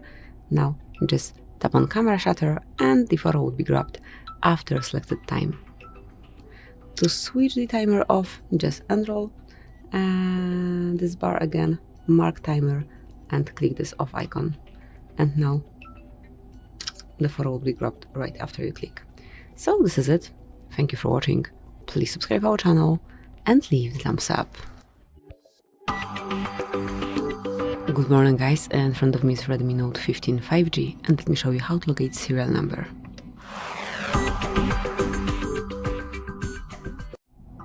So at first, open your phone dialer, then enter code. The code is *#06#, and here you've got device info with serial number at the bottom. Tap on OK to exit, and now you can also locate it via settings. So just enroll settings at first, go to About Phone, scroll down, mark detailed info and specification, and select model. If it's not working from here, just enter status, and here you've got also model. And as you can see now, you've got your serial number, the one that is assigned to your Redmi. So this is it. Thank you for watching. Please subscribe our channel and leave the thumbs up. Morning guys, in front of me is Redmi Note 15 5G, and let me show you how to block a number on this device.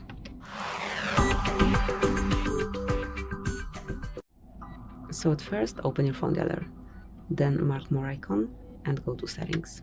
Here you'll notice block numbers, click to enroll, and now you can either block all unknown colors smoothly by using the stop indicator, or you can add some number manually by yourself. To do it, just mark add a number and provide it here. Tap on block, and that's it. So that will be all. Whenever you want to remove the blockade, just unmark this number and click on unblock, and right here also just tap to unblock all unknown numbers. So that is all. Thank you for watching. Please subscribe our channel and leave the thumbs up. Hi, it's HardReset, and today I'll show you how to enable one-handed mode on Redmi Note 15.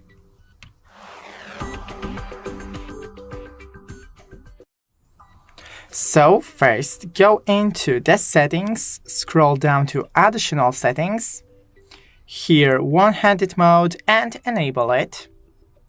And now, right here, just swipe to the right, like this, or to the left, like this, to enable one-handed mode.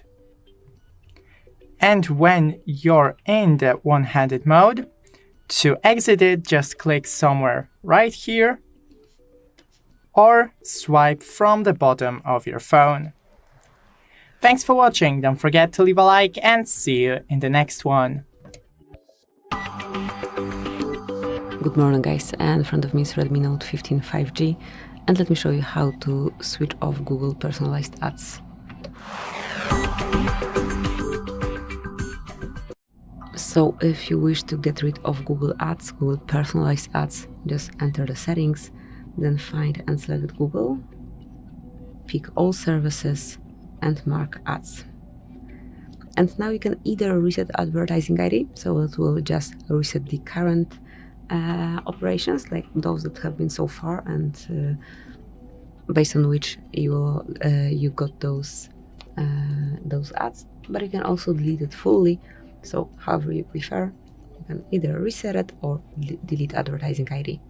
So that's it. Obviously, you will still be able to see some ads, however, they will not be that relevant. Thank you for watching. Please subscribe our channel and leave the thumbs up. Good morning guys, and in front of me is Redmi Note 15, and let me show you how to locate IMEI number assigned to this device. So first of all, open your phone dialer, that's the first method. Now enroll keypad and provide code, which is *#, *06#. And here you've got device info with both IMEIs and also serial number if you read it. Tap on OK. And another way to locate IMEI is through the settings. So obviously at first, just open the settings, then find and select About Phone. You've got it at the top actually here. And now locate detailed info and specification. Now go a bit lower, mark status, and both IMEI numbers are right here. So this is it, that will be all. Thank you for watching. Please subscribe our channel and leave the thumbs up. guys, in front of me is Redmi Note 15 5G, and let me show you how to add photo contact on this device. So at first, open your phone dialer, then choose the contact that you want to personalize, mark edit icon, and now select add a picture. And now just pick something either from your gallery, from Google Photos. You can create monogram, you can add some illustration. There's some issue here, but let me pick one from my gallery. Customize it however you like. You can zoom it in, zoom it out. You can rotate it if you want. And then mark choose. If you like it this way, just click on save. And that's it. From now on, this photo is assigned to your contact. Thank you for watching. Please subscribe our channel and leave the thumbs up. Guys, and in front of me is Redmi Note 15 5G, and let me show you how to change wallpaper on this device.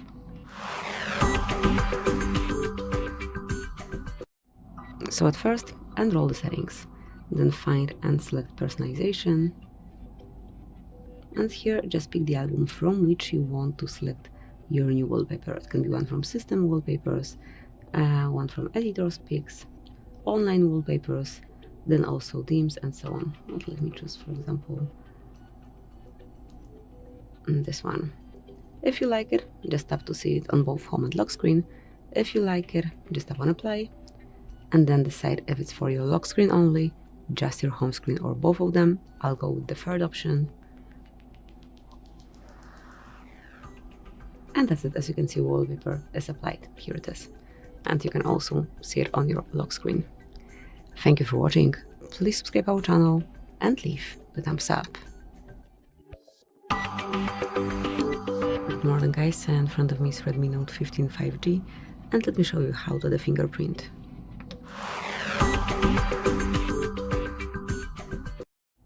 So first of all, open the settings, then find and select fingerprints, face data, and screen lock, and mark fingerprint unlock. At first, provide your pattern if you have one. If you don't have one yet, you will have to create it as a backup to your fingerprint. And now it's time to enroll your fingerprint. As you can see, the sensor is located here on your home screen, so smoothly keep tapping till it's fully added.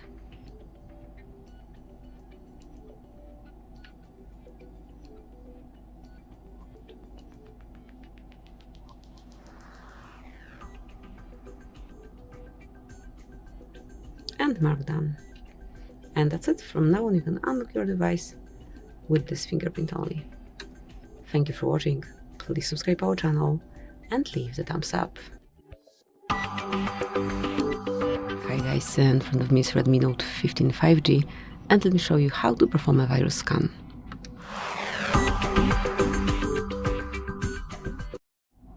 So at first, let's open the security app and select security scan. Tap on agree and just wait till it's done. There's nothing more that needs to be done on your end.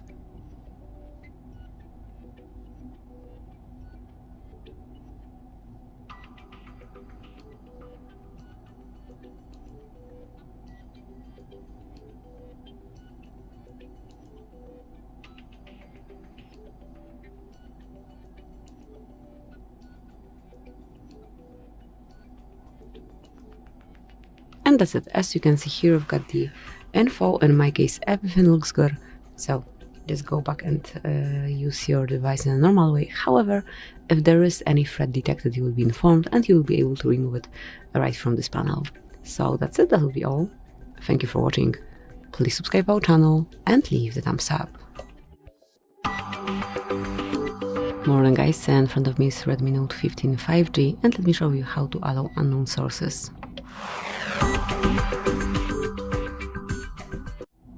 So first of all, enroll the settings, then find and select privacy protection, go to special permissions, and here you will notice install unknown apps. Just mark to open, and now pick the app that you wish to give this permission to. For example, this one, then just mark allow from the source. Now you need to be aware that install apps from unknown sources is a highly sensitive permission. if you grant this permission, your private information might be leaked and your property might be at risk, so just be aware of that. And if you are, just mark that you are here and tap on OK. And now it is active. If you wish to do it for any other app of yours, just mark it in the same way. So that's it, that will be all. Thank you for watching. Please subscribe our channel and leave the thumbs up. Good morning guys, and in front of me is Redmi Note 15 5G, and let me show you how to perform a soft reset.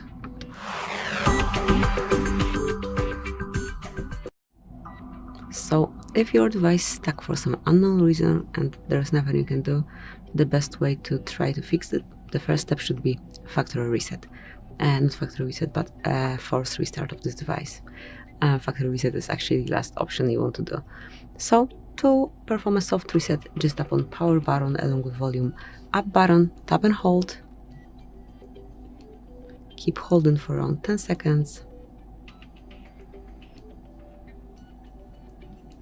And once you feel a smooth vibration, remove both fingers from both buttons and wait till your device is rebooted.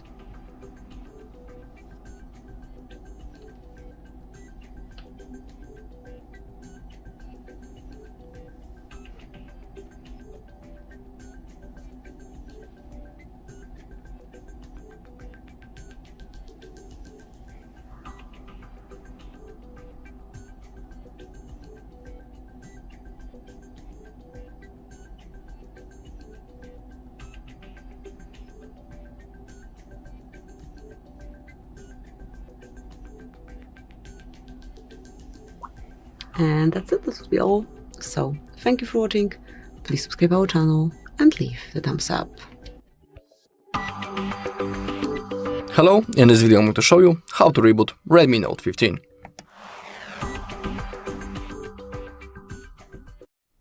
Okay, that process is really easy. Simply follow my steps. Okay, all we need to do to reboot our device is to launch the power menu, and we do it by clicking power button and volume up button at the same time, just like that. The power menu appears. Now we need to select reboot function and now release the finger. Now our device will be turned off, and now wait a few seconds and the device will be automatically turned on again and it will be ready to use. Really simple process. Also, I will tell you that rebooting your device from time to time regularly is good for your device's health, because basically during that process our phone rests, we can say in that way. Also the RAM gets freed up. So if you have, for example, issues with the performance of your device, you can try to reboot it, then it might help. And also during my usage of this device, once I had a situation that one of my apps didn't want to launch, that was also the moment when I have performed a reboot and everything started working properly. So if you have some issues with your apps that they don't want to launch, you can try a reboot just like me in the past and everything may start working properly. Alright, and that's all in this video. Thank you all for watching. If you found this video helpful, please leave a like, comment and subscribe. Hello, in this video I'm going to show you how to restart Redmi Note 15.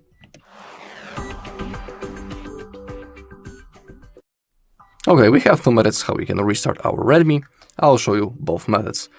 Let's begin with a simple reboot. That's also the recommended method. First, we need to launch the power menu. We do it by clicking power button and volume up button at the same time, just like that. As you can see, the power menu appears. Now we need to select the reboot function. Now, if you release your finger, your device will be turned off, and after a few seconds it will be automatically turned on. Then you'll be ready to use your device. Also, performing a reboot from time to time is good for your device's health. It can also boost its performance sometimes. And I'll tell you that during my usage of this device, once I had a situation that one of my apps didn't want to launch, that was also the moment when I have performed a reboot and everything started working properly. So if you have issues like that, you can also try a reboot and everything may start working good. Now let's go with the second method. It's called the forced restart, and it's recommended, for example, when our device is lagged or frozen, basically when it's unresponsive and we cannot do anything. To perform a forced restart, again we need to use the power button and volume up button, but this time we need to hold them until the screen turns off. So keep holding both buttons. Okay, now we can release our fingers. Let's wait until we see the Xiaomi logo. Okay, here it is. And now simply wait until your phone turns on. Alright, and that's all in this video. Thank you all for watching. If you found this video helpful, please leave a like, comment and subscribe. Welcome. In front of me is a Redmi Note 15, and today I'll show you how we can format your SD card.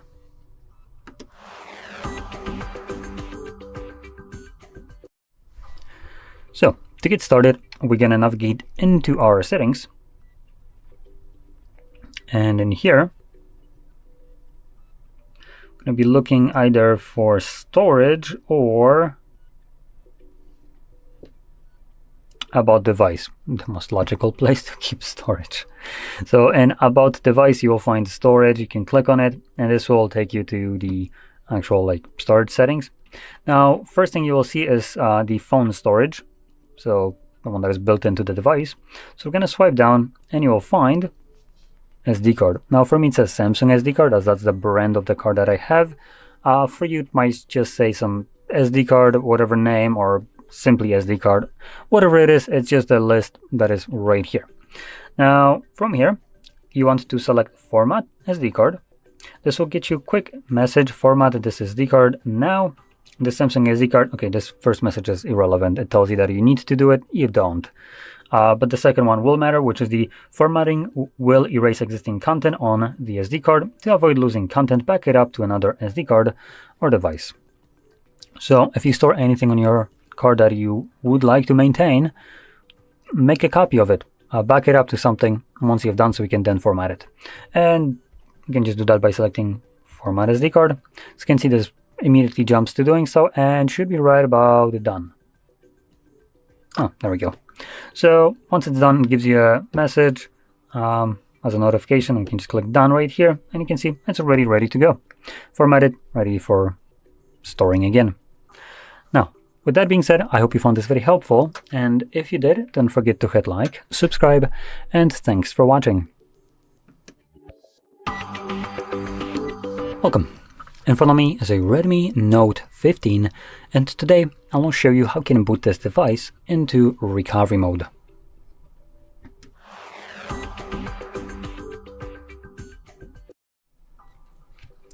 So, to get started, first of all, turn off your device by holding power button and volume up, which will bring up your boot options, and in here we're gonna just swipe up to turn off our device.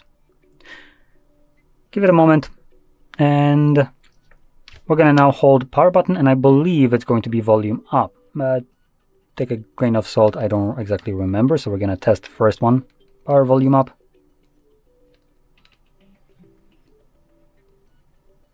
You can let go of the power button when the Mi logo shows up. And I was correct, so it is the volume up, great. Now in here, this is our recovery mode, and here we can perform a couple options like reboot, which takes us back to Android, wipe data, which consists of just wiping all data and only that, and then you can also connect with Mi Assistant as a program. So you can see clearly here we will need to use volume buttons to navigate up or down depending on which volume button you press, and power button will be used to confirm whatever is selected. So anyway, I'm going to stick with the reboot, which is already selected, so I'm going to press power button, reboot to system, so again power button, and this will now bring me back to Android, as there's not much more to show in here.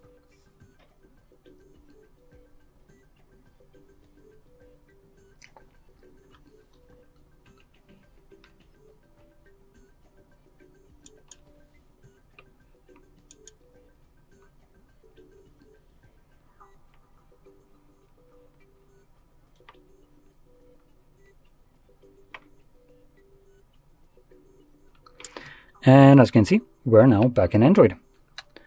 So, if you found this very helpful, don't forget to hit like, subscribe, and thanks for watching. Hello, in this video I'm going to show you how to restore WhatsApp backup on Redmi Note 15. Okay, so the process is really easy. First, let's open up the settings. Now scroll down, tap on Google, and we need to make sure that we are logged into the same Google account on which we made the backup before. It is really important because if you'll be signed into wrong account, you won't have possibility to restore your chats. So make sure that you're logged into proper account. Okay, now we can launch our WhatsApp. As you can see, the app welcomes us. We need to select our language and then click on Agree and Continue. We can click on Allow to send us notifications. Now select your phone number, click on Continue, click on Next. Okay, then click on Continue. In my case, it says that it's already verified, but in your case, you might have to verify it on your own, but don't worry, it's also really easy.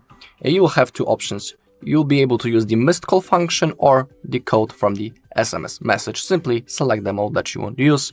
In my personal opinion, the missed call is simply better than the code, but everything is up to you. Then click on Continue.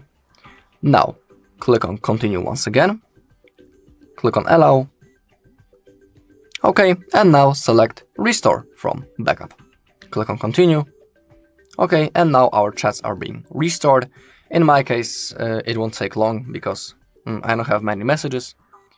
As you can see, it's only 10.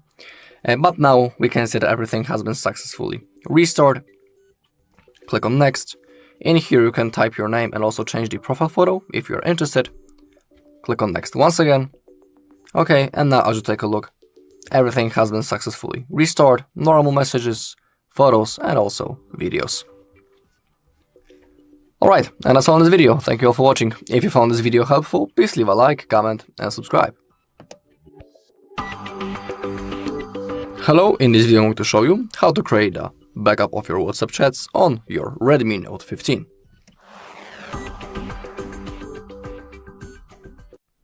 Okay, so we need to launch our WhatsApp.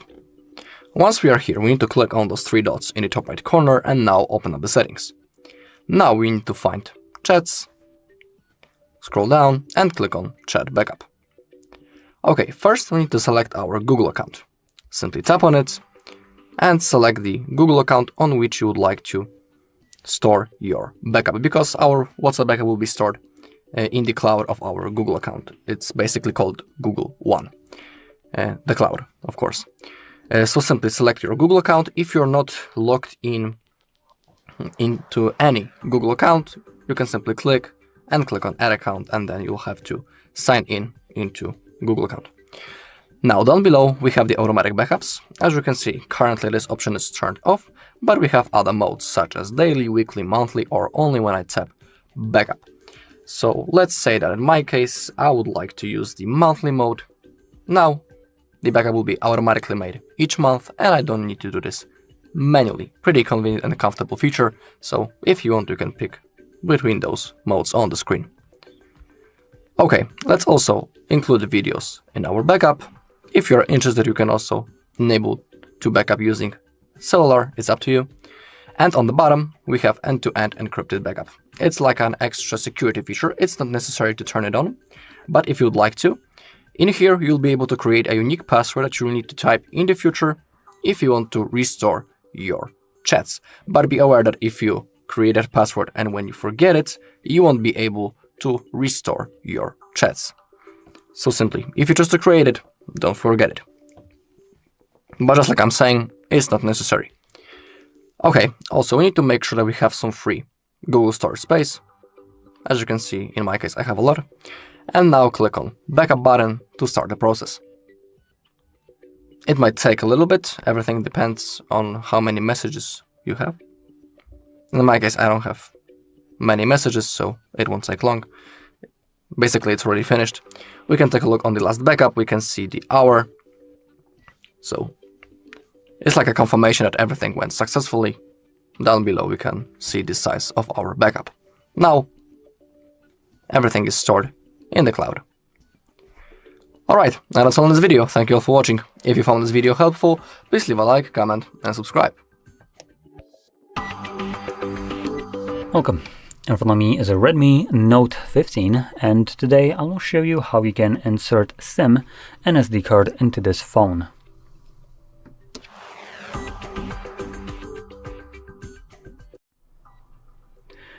So, before we get started, you will want to grab a SIM eject tool similar to this one, just won't look as fancy as this, which comes provided with the device in the box. Now, if you can't find it, you could also use a paper clip. It should have one on the ends, and it should work just as well, as long as it doesn't have that plastic wrap around it. If it does, you can peel it off. Next, we can pop out the tray, which will be located on the bottom of the device, which you do need to take off the silicone case. And you can see it right here. Now, there's several places where you might think you can insert this. We're interested in the one that is part of this cutout right here.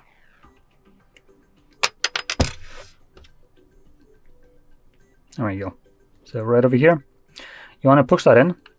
Just to show you, when you push it in, the tray will pop out, enough for you to just pull it out. Now on the tray, you have space for either 2 SIM cards, so you can see one on each side, or 1 SIM card and 1 SD card.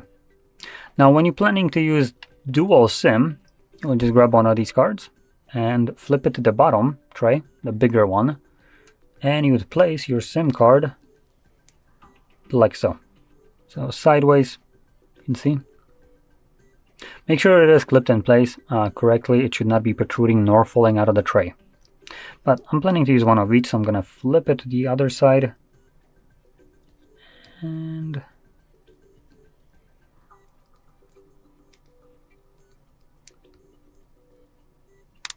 there we go.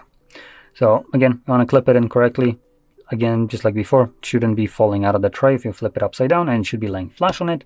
And same thing goes for the SD card. There we go. So both of them are in place, as you can see, completely flush. So we're just gonna now pop it back into our device. And give it a second.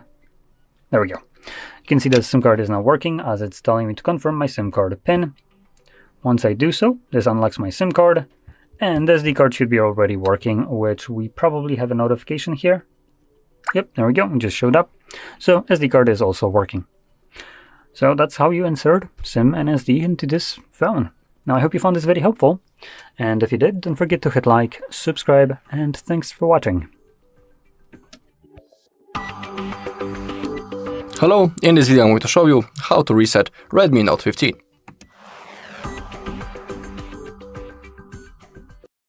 Okay, we have 2 methods how we can do it. I will show you both of them. First, and the recommended method, is a reset using the settings. Simply open them up, click on About Phone, scroll down a little, and find Factory Reset. Remember that everything will be permanently erased from your device if you click on Erase All Data. So, for example, before you reset your device, you can create a backup of your data. If you don't know how to do it, on our channel there's a video when I'm explaining everything step by step. I'm showing all possible options, so if you want, you can watch that video. Now, if you click on Erase All Data, your device will be turned off, and after a few seconds it will be automatically turned on again, and the next thing that you need to do is to set up your device. It is really easy. Now, the next thing is a reset using the recovery mode, but when it comes to resetting using this mode, we need to remember about 2 things. First thing is that after the reset, when we get into setup process, there's a chance that we'll have to type our password, our screen lock, if we have one, as a confirmation that we are a user of this device. Or we'll have to sign in into the same Google account into which we were logged in before the reset. There's a chance that it will appear during the setup process, so you need to remember about it. Now, to perform a reset using the recovery mode, we need to power off our device first. So click on Power button and Volume Up button, and select Power Off.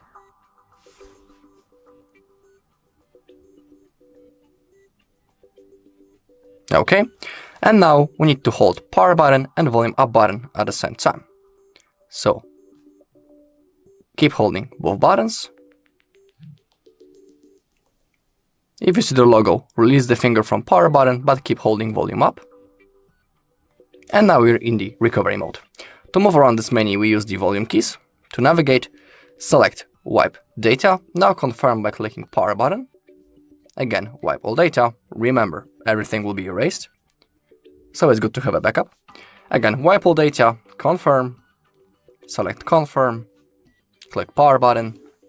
The process has now started. It shouldn't take long. Okay, data wiped successfully. Select Back to Main menu. Now select Reboot, confirm, reboot the system, and now we just need to simply wait until our phone turns on. Just like in the previous method, in the first method, the setup process will appear on our screen. Alright, and that's all in this video. Thank you all for watching. If you found this video helpful, please leave a like, comment, and subscribe. Welcome. In front of me is a Redmi Note 15, and today I will show you how you can set up and use your portable hotspot.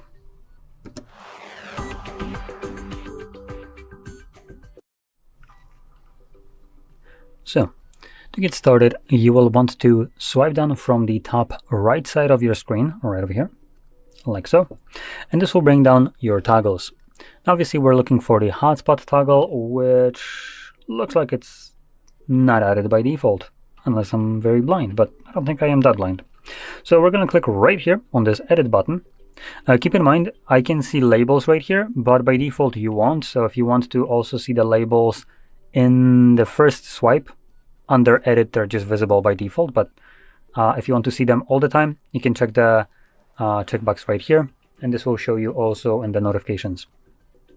Now, we're going to swipe down to all these ones that have the green plus, and we're looking for, obviously, the hotspots. So let's see if I can quickly find it. There we go. It's right over here. Once you see it, click on the plus check mark, and you can see it's now added. So from here, we're going to hold it, at least the first time. And the reason for that is because once we navigate to set up portable hotspot, you will see first password. It's a randomly generated password. There we go. Which, without navigating here, you have no way of knowing what it is set to. So I do recommend selecting it and then just straight up getting rid of it. And from here, select your own password, which will need to have at least 8 characters in length. Now, the complexity and letters and numbers doesn't really matter here. I picked something very simple, such as my memory, so it's going to make it a little bit easier for me to remember the password when I actually want to use it on that random occasion. Now, we also have the SSID, which basically means the network name, and it's the name of the device, so it makes it very easy to find. Next, we have security. Keep it as it is. This is what protects your network. Then we have device identification, so portable hotspot, that really doesn't matter. Hide SSID, this will basically mean that when you hide it and you go into on other devices to the Wi-Fi list, you will straight up need to write in the entire network name and the password correctly in like the manual section, and if you type it in all correctly, it will then connect, but it won't be showing up in the list of like foundable networks. So it looks like everything in here, so we're going to click on the check mark to save those changes, and in here in the portable hotspot section right here with the toggles, we have turn off hotspot automatically. So turn off hotspot automatically when no devices are connected. So this is enabled by default, but if you find that it just annoys you where it turns it off and you just don't want it to, you can turn that toggle off. I personally like to keep it enabled as hotspot does consume more of your phone's battery, so when you're done using it and you just forget to turn it off, it would just be wasting that battery, and this would ensure that doesn't happen. So anyway, we can now close this up, and whenever you want to enable your hotspot, just find the toggle in here again, and this time around simply tap on it. You can see hotspot is on, and you can also see this little chain link icon right here that indicates that the hotspot is running. You can see it's still here, and when you're done using it, you can turn it off yourself by just finding this toggle once more and tapping on it again, or just wait for it, and if you have that toggle enabled for the automatic turn off when no devices are connected, then your device will turn it off after like a couple minutes. So there we go. Now, I hope you found this very helpful, and if you did, don't forget to hit like, subscribe, and thanks for watching. Welcome. In front of me is a Redmi Note 15, and today I will show you how you can enable and also set up your Do Not Disturb mode.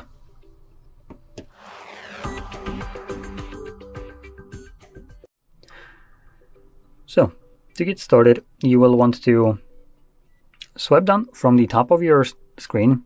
Now I want to clarify top right side of your screen, which will get you these toggles. And here we're looking for the Do Not Disturb mode,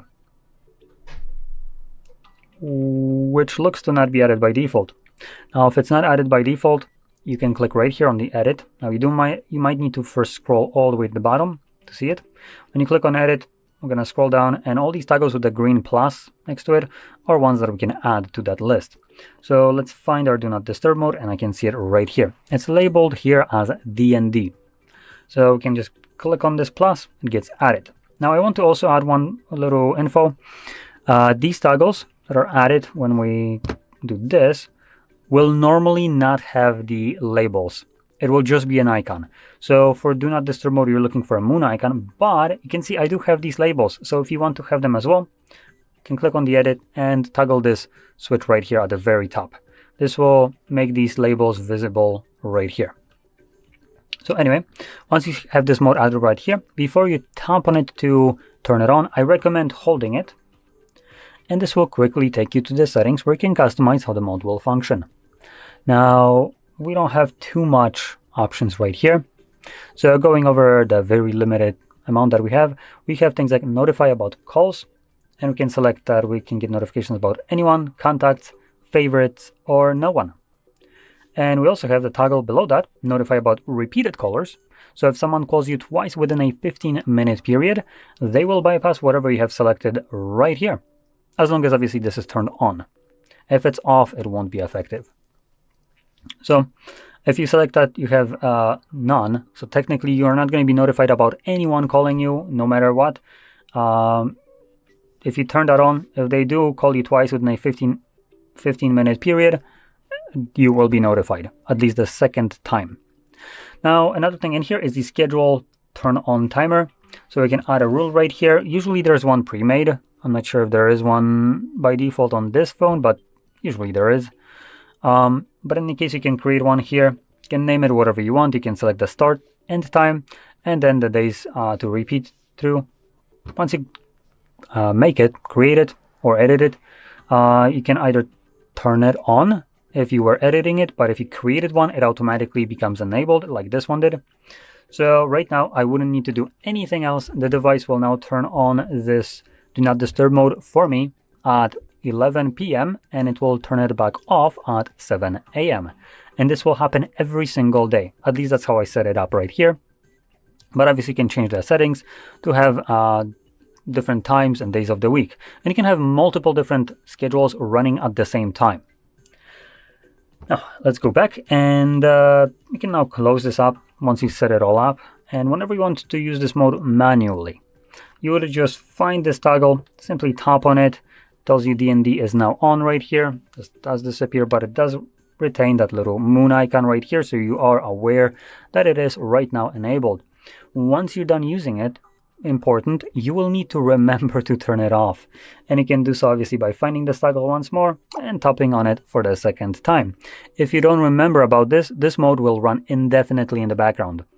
Now, there might be a workaround for it, which would be by selecting a schedule in here, and you'd create one that would run basically for just a single minute,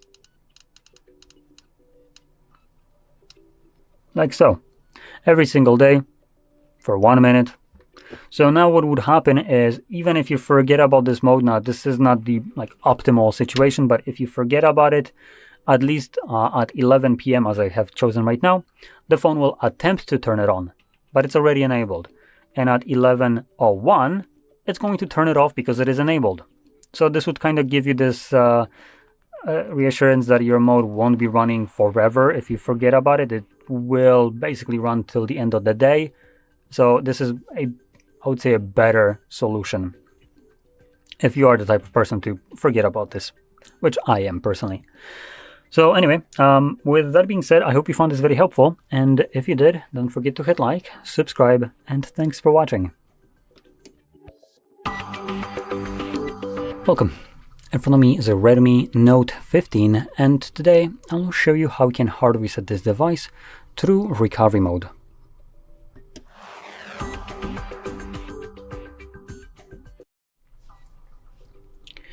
So, before I get started, I do want to quickly talk about a couple of things. Number one, you can do this kind of reset in order to get rid of a screen lock if you have one set that you don't know, like this one, for instance. And I will be doing this reset with this kind of in mind, progressing with it as though I don't know the screen lock. But before I do so, I do want to quickly mention that when doing this kind of reset, in order to get rid of a screen lock, your device will become most likely FRP locked. This is caused by the fact that most of us have a Google account signed in on a device. So if we go into our settings and into Google right here, if you have a Google account signed in, it's visible right here, and you're doing this reset to basically get rid of a screen lock that you don't know, this Google account along with the screen lock will become a way for you to unlock your device later on after the reset is finished. As when it's locked and you go into the setup process, at one point you will be stopped and you will be forced to either confirm by signing in to your Google account or confirm through a screen lock that you are the legitimate owner of the device. And if you can't provide one of those two, you won't be able to finish up the setup. So something to keep in mind, as it basically your device without this information kind of, if you can't provide it, becomes a brick. Now I do want to also add a little bit of an info. Some GSM centers offer services to remove this kind of lock. Previously I was also recording these here basically like a free way to do it at home for you. But since whatever Android, I don't remember, like 2 Androids back,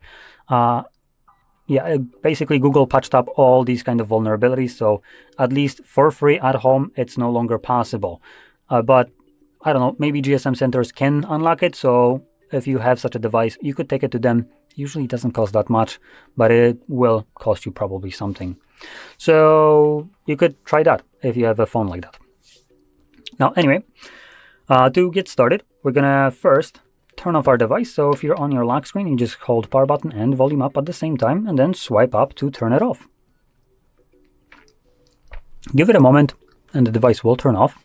When it turns off, you can then hold power button and volume up again, though you're gonna actually hold them for a little bit longer. And when you see the Mi logo on a screen, let go of the power button. Keep holding volume up till you have recovery mode show up like this one. When you do, you can let go of the volume up as well. Now, in here, you will need to use volume buttons to navigate. Specifically, volume down will navigate down and up will go up. So I'm going to press volume down once to select wipe data, confirm it with the power button, as that's what you confirm it with, and then select wipe all data the same way. Confirm. Now this only gets like 5–10%. Oh, there we go. As you can see, it's already finished. So from here, we're going to press power button to go back to main menu. We're going to then confirm the reboot and confirm the reboot to system. This will reboot the device, continue resetting it in the background, and once it's finished, we will be presented with the Android setup screen. Though this will take about like 1 or 2 minutes to finish up. So just be patient. I'm going to be back once this is visible for me.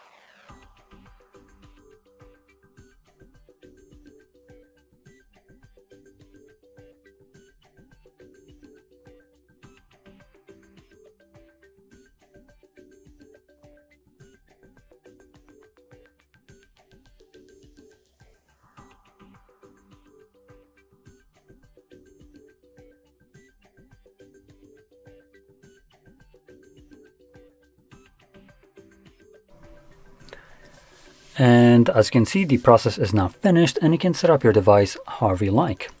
So if you found this video helpful, don't forget to hit like, subscribe, and thanks for watching. Welcome.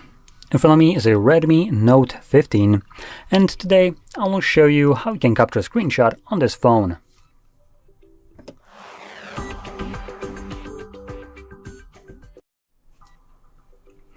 So, to get started, you will want to open up the content that you wish to capture. Now for this, I'll be using home screen as an example, and on my end, that home screen is already open and visible. Just make sure that whatever you want to capture is right now visible on your screen. Once that is the case, all you will need to do is press the power button and volume down at the same time. You get this pop-up with scroll and send options. First time around, you also get this little info right here. If we just click somewhere, this disappears. And this info won't show up again, but this pop-up will every time you capture a screenshot. Now, scroll option is right now unavailable to me because there's nothing really to scroll down on. If I scroll down, I will actually get the Google feed, which isn't considered scrolling down. But what is here is Google feed. Google feed is scrollable. Okay, I guess it's not for purposes of the screenshot. So let's show it here. There we go. As you can see, I can click on it and it will start scrolling. I can obviously grab this myself and, for instance, get down to to battery. Let's say done. Check mark. And this now saved a long version of a screenshot as well. Now, no matter which screenshot you have captured, where and in what way, you can find all of them in your gallery application. We also have photos, but for the purpose of this video, I do recommend using gallery. It's a better version of a media viewing application for like photos and videos, and you will see why. If we go into gallery, got it. Now your screenshots will show up right here, but no, we're not going to be backing it up to Google. Piss off. But once you capture some screenshots some time ago, it might be a little bit harder to find it between, well, all of your other photos, videos, screenshots, screen recordings, and whatever else you might have here. So the best way is to navigate right here to the second tab, and then select this album right here. Screenshots, ... and that's a screenshots and screen recordings tab. And in here we have two different sections. So we have the screenshots and screen recordings. So they're not shown in the same place. And you can see here we have only screenshots. And here's the long one that I have captured. And here are the two other ones I did as well. So there we go. Now I do want to point out one more thing in here. When it comes down to screenshots, you might not be able to capture screenshots in every application. As an example, if I open up something like this, Spotify, and try to capture a screenshot,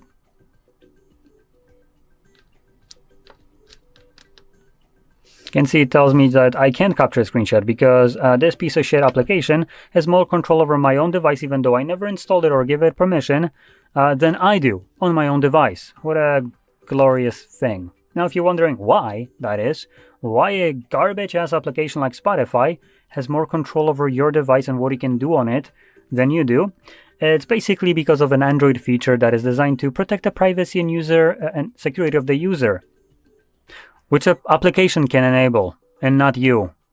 Now, does that seem like a absolutely retarded logic that privacy and security is protected by the choice of an application, not the user? Because I sure as hell do consider this to be an absolutely moronic design. So, in cases of Netflix or Spotify like this one, there is no privacy or security that it's protecting. At least not yours. It's the whoever is the CEO.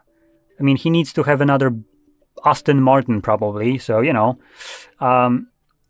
he doesn't want you to capture a screenshot or record a video because that would be an easy way to pirate the content. Like, we don't have any better ways to do it through, I don't know, for instance, YouTube Music or let me just bring it up.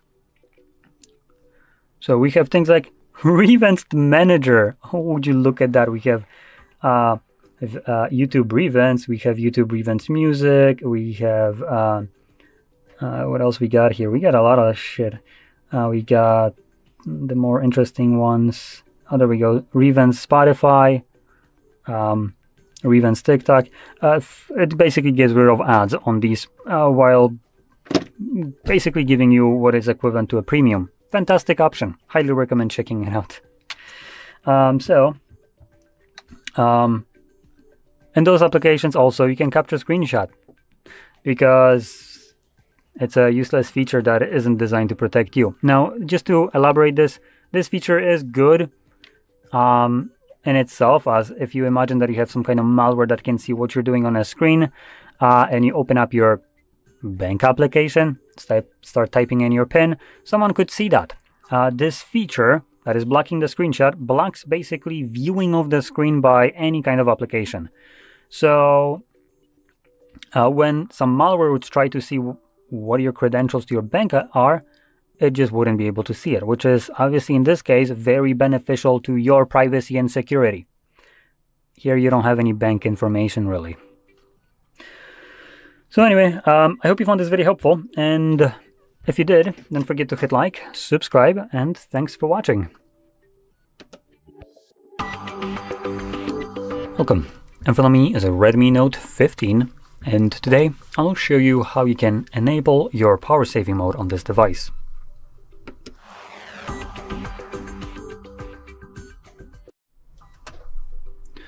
So, to get started, you will want to swipe down from the top right side of the screen, which will pull down your toggles. Now, in here you will find battery saver toggle, which normally you won't see these labels. You can add them by scrolling down, selecting edit, and checking the box right here. This will add the labels, but by default you won't see them. Now, while we're already here in an editing section, I'm going to scroll down just because we have in here, I believe at least we do,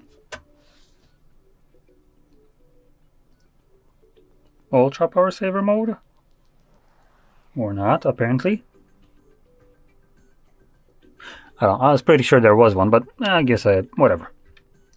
So anyway, in here, once you see your battery saver, which looks like the battery with the plus in it, you can just simply tap on it to enable it. It gives you a little pop-up right here at the top, and also changes the color of the battery.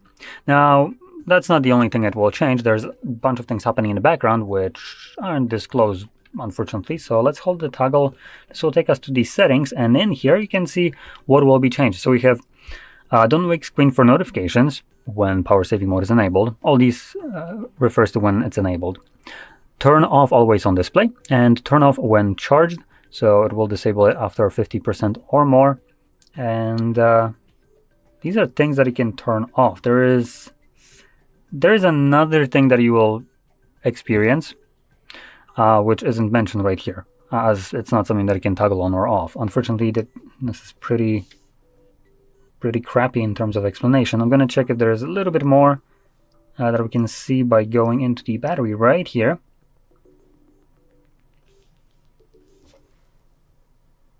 Nope, it doesn't really give us any other options. So there's one last thing that will happen, which will be the most important one, which is the changes to Wi-Fi and mobile data when power saving mode is enabled. Now, what we'll do is just disconnect from them when you're not using the device. Now, I'm not sure there are two different versions of this kind of function on most devices, and one of them would be that the device is disconnected from it and won't connect to it as long as you don't use the device. So you lock it, it goes into sleep mode and disconnects. And as long as you don't do anything with the phone, it won't reconnect. So that's one option. This one is a little bit less likely, I think. The more likely one will be the one that it reconnects every like 10 or 20 minutes to check if it's missing any kind of notifications, as most applications will require internet connection to give you notifications from whatever messages or stuff like that, as long as it's not going straight to your mobile services. Keep in mind, mobile network is included, just not the SMS. So when you unlock your device, it would automatically reconnect and then sync up everything that was missing. So you might be getting all your notifications in bulk. Now, in here, you can see we have current mode. We have also info on how much time we have remaining with the battery. And when we click right here, you can see we have a couple modes. So we have the balance, which is the normal mode, no power saving. And that will give us about 13 and a half hours. Battery saver will get us 3 more hours, which isn't that much of a jump. But there is a last option, which there was one. I guess I didn't see it in the toggles that I tried to add, but there is an ultra battery saver. Now you can see this one extended battery life by more than double.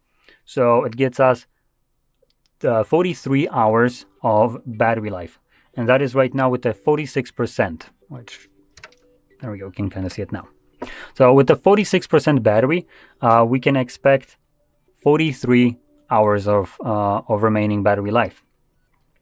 So I can change it to either one of those. I am going to enable this just so you can see how that will affect you. As you can see, it does give us a quick message. Ultra battery saver restricts most power consumption features and decreases your device's performance in order to leave basic functions, basically calls, messages, and connecting to the network. Which that's kind of interesting that it says it's connecting to the network, which would mean it keeps the connection. But keep it in mind, if something like that, if you're getting your notifications delayed, then this might not be fully accurate. Available as long as possible. Turn on ultra power battery saver. We're going to select turn on. And you can see it's doing some other things right here. It's asking me about location. I'm going to just select close and give it some more time.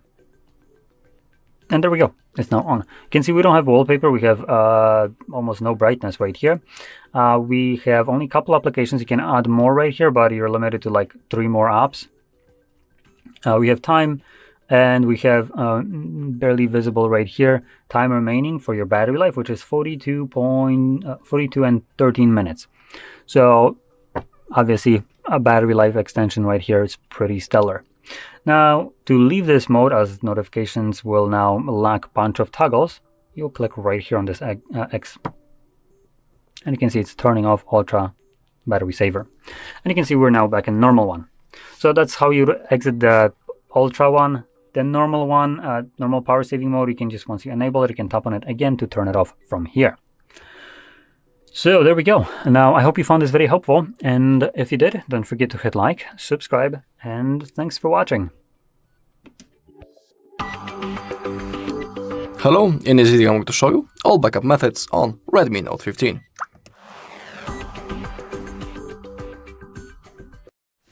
Okay, so let's open up the settings. Now click on About Phone, scroll down a little until you find Backup and Restore. And as you take a look, we have a lot of options that we can use to create a backup. So we have the mobile device, we have computer, Xiaomi Cloud, and Google Backup. Let's go from the top. Let's click on mobile device first. In here, I highly recommend turning everything on. Now click on Agree. Okay, but we need to remember about one thing when it comes to the mobile device backup. This backup is stored in the internal storage of our phone. So, for example, if you reset your device, your backup will be lost because it's stored in the internal storage, not in the cloud. So you have to have that in mind. Now, if you want to create it, select the things that you want to backup, and now click on Backup. Click on Got It. Click on once again. The process has now started, so we need to wait until it's finished. So I'll see you in a second.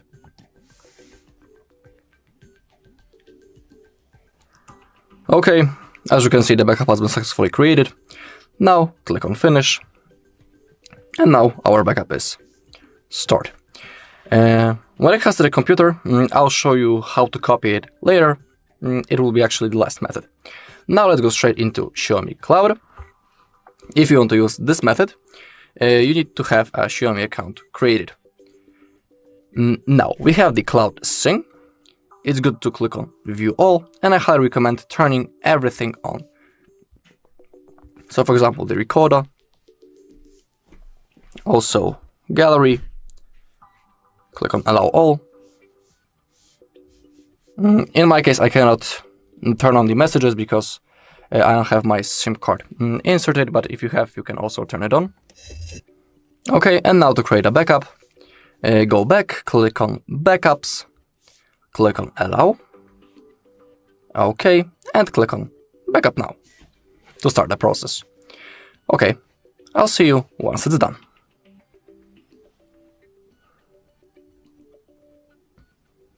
Okay, the backup has been successfully created, so click on Done, and now it is stored in our Xiaomi Cloud.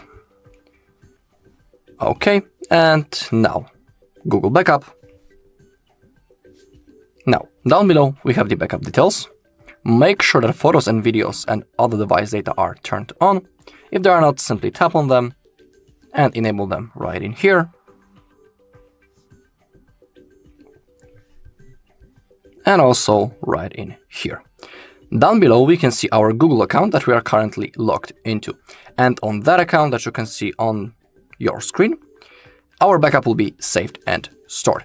For example, if you want to restore your backup later in the future, you'll need to be signed in into the same Google account. Make sure that you have some free storage space. And down below you have the backup details. That's the list of things that will be backupped. Okay, now go back and click on Backup Now. The process will now begin. We need to wait a few seconds. Okay, in that place, a small circle appeared and it's slowly fulfilling. Basically, when it disappears, it means that our backup has been successfully created. So I'll see you once it's done.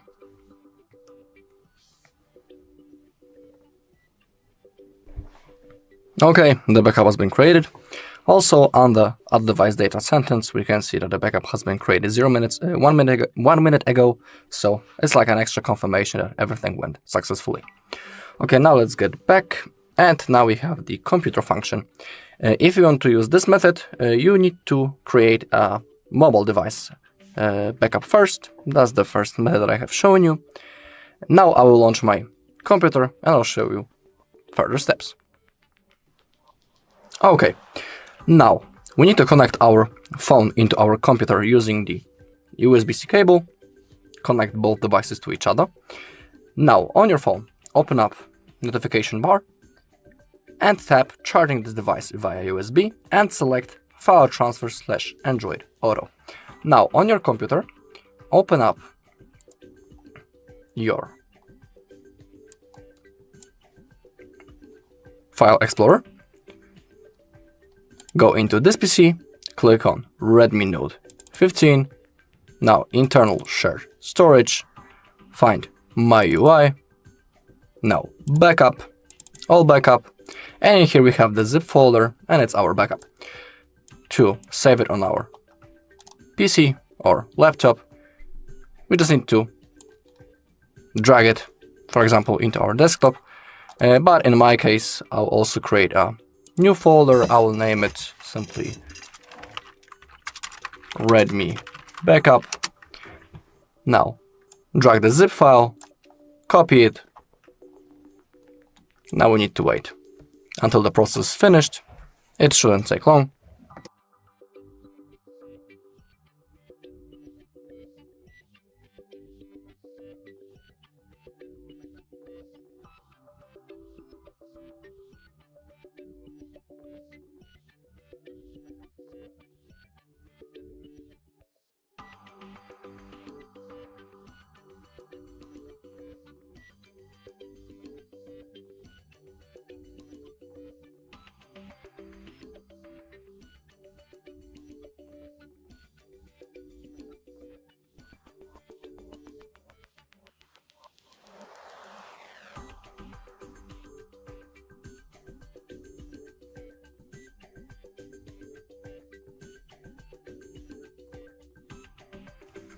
Okay, now everything has been copied. I'll show that in the folder we have our backup.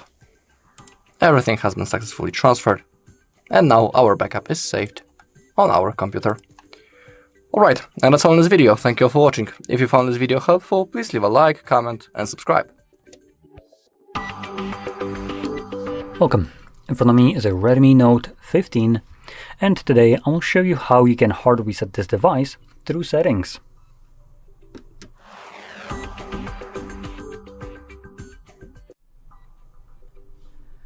So, to get started, you will want to open up your settings, and in here, kind of counterintuitively, we're going to be navigating to About Phone. Now in here at the very bottom, you will find Factory Reset, which you can see right here. But before we click on that, I do want to quickly mention, if you're planning to preserve any kind of data on your device, you can back it up. Now we have right here Backup and Restore. This is the cloud backup that you can do. We can also back it up to a computer, which I have never tried this. So it looks like this would be something that is done through Xiaomi. Open mobile device. What is this?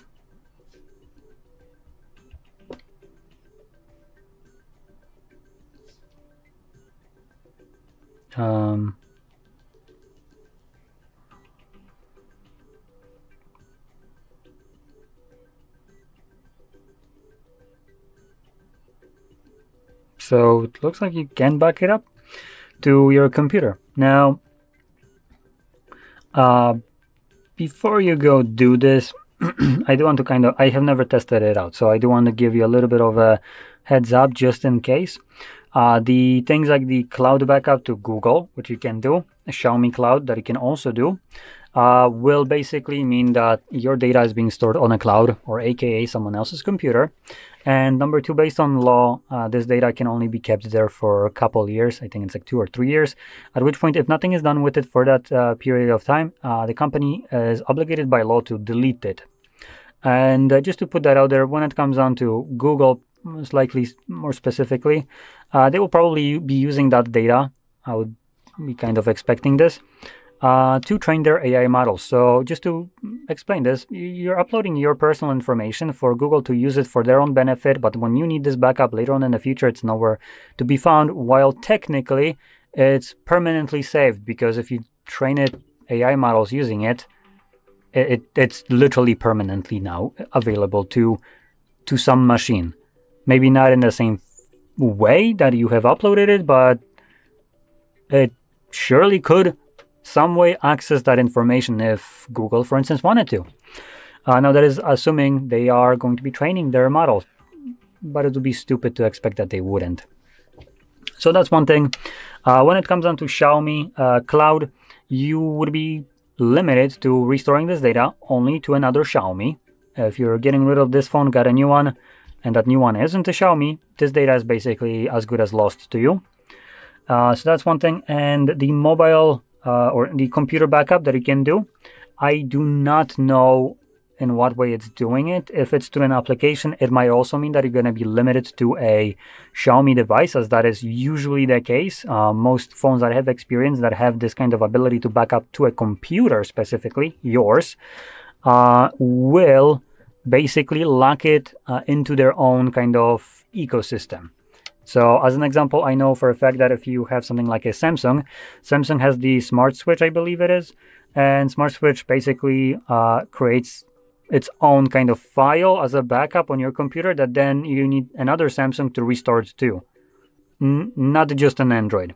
So be very wary of that. I firmly believe that the best way you can back up your phone ever is by just grabbing a cable like this one, plugging it in, and then on your computer side, just navigating to the phone storage and grabbing whatever data you want to maintain. That is going to give you the best versatility. No programs needed. The storage will be kept on your computer as long as you want it, and it won't be ever used for any kind of training of AI models or anything like that. So I find this to be the best solution ever. But in any case, let's move on. So we're going to back up here to Factory Reset, and this gives us a list of information that will be deleted by this process, which includes things like photos, videos, contacts, apps, accounts, backups, SD card data that's it's not really correct, and other items on this device. Now, the most important things that it actually gets rid of is things like music, photos, user data, and documents, and so on. Now, when it completely doesn't really matter is the SD card data. It's not actually deleting the data off of the SD card. It's deleting the data that the SD card creates on the phone itself, as for instance, small little thumbnails for images that are stored on the SD card. So these are separate images that just have a much lower resolution so your phone can load it up. Kind of like if you go into here, these are not actual images that you're viewing right now. These are thumbnails, and these thumbnails are stored somewhere on your device. Even if the image that I click on that is viewed right here is stored on the SD card, this would be stored on the phone. So that's kind of what it refers to when it comes down to the SD card data. Accounts, again, it doesn't really delete your accounts, it just gets rid of them from the phone itself. The accounts are still gonna exist, so you don't need to worry about that. And that's really the only thing that I wanted to mention right here. So we're gonna select erase all data. Now if you have some kind of screen lock, like I do, a PIN, you will need to confirm it. And it gives you the option to back up your device right now. We already went over this, so I'm just gonna select the other option, factory reset. Now Xiaomi considers their user base to be kind of stupid, and they basically waste 20 seconds of your life letting you know 3 times in a row that this will delete all data and cannot be undone. This will delete all data and cannot be undone. Are you fully aware of that? Yeah? Cool. We already had that 3 times visible. There we go. Now we can select OK, and this will begin factory reset of the device.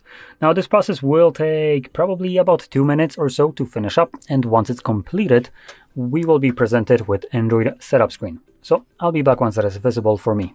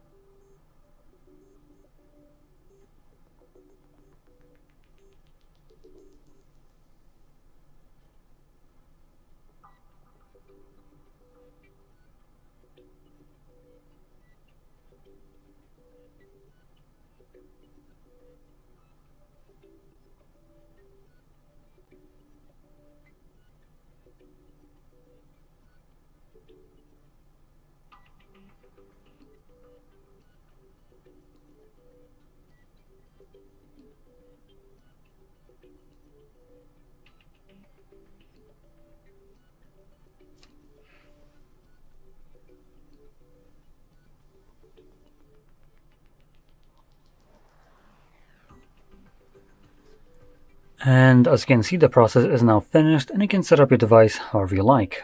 So if you found this very helpful, don't forget to hit like, subscribe, and thanks for watching. Welcome. In front of me is a Redmi Note 15, and today I'll show you how you can import contacts from your SIM card to the device.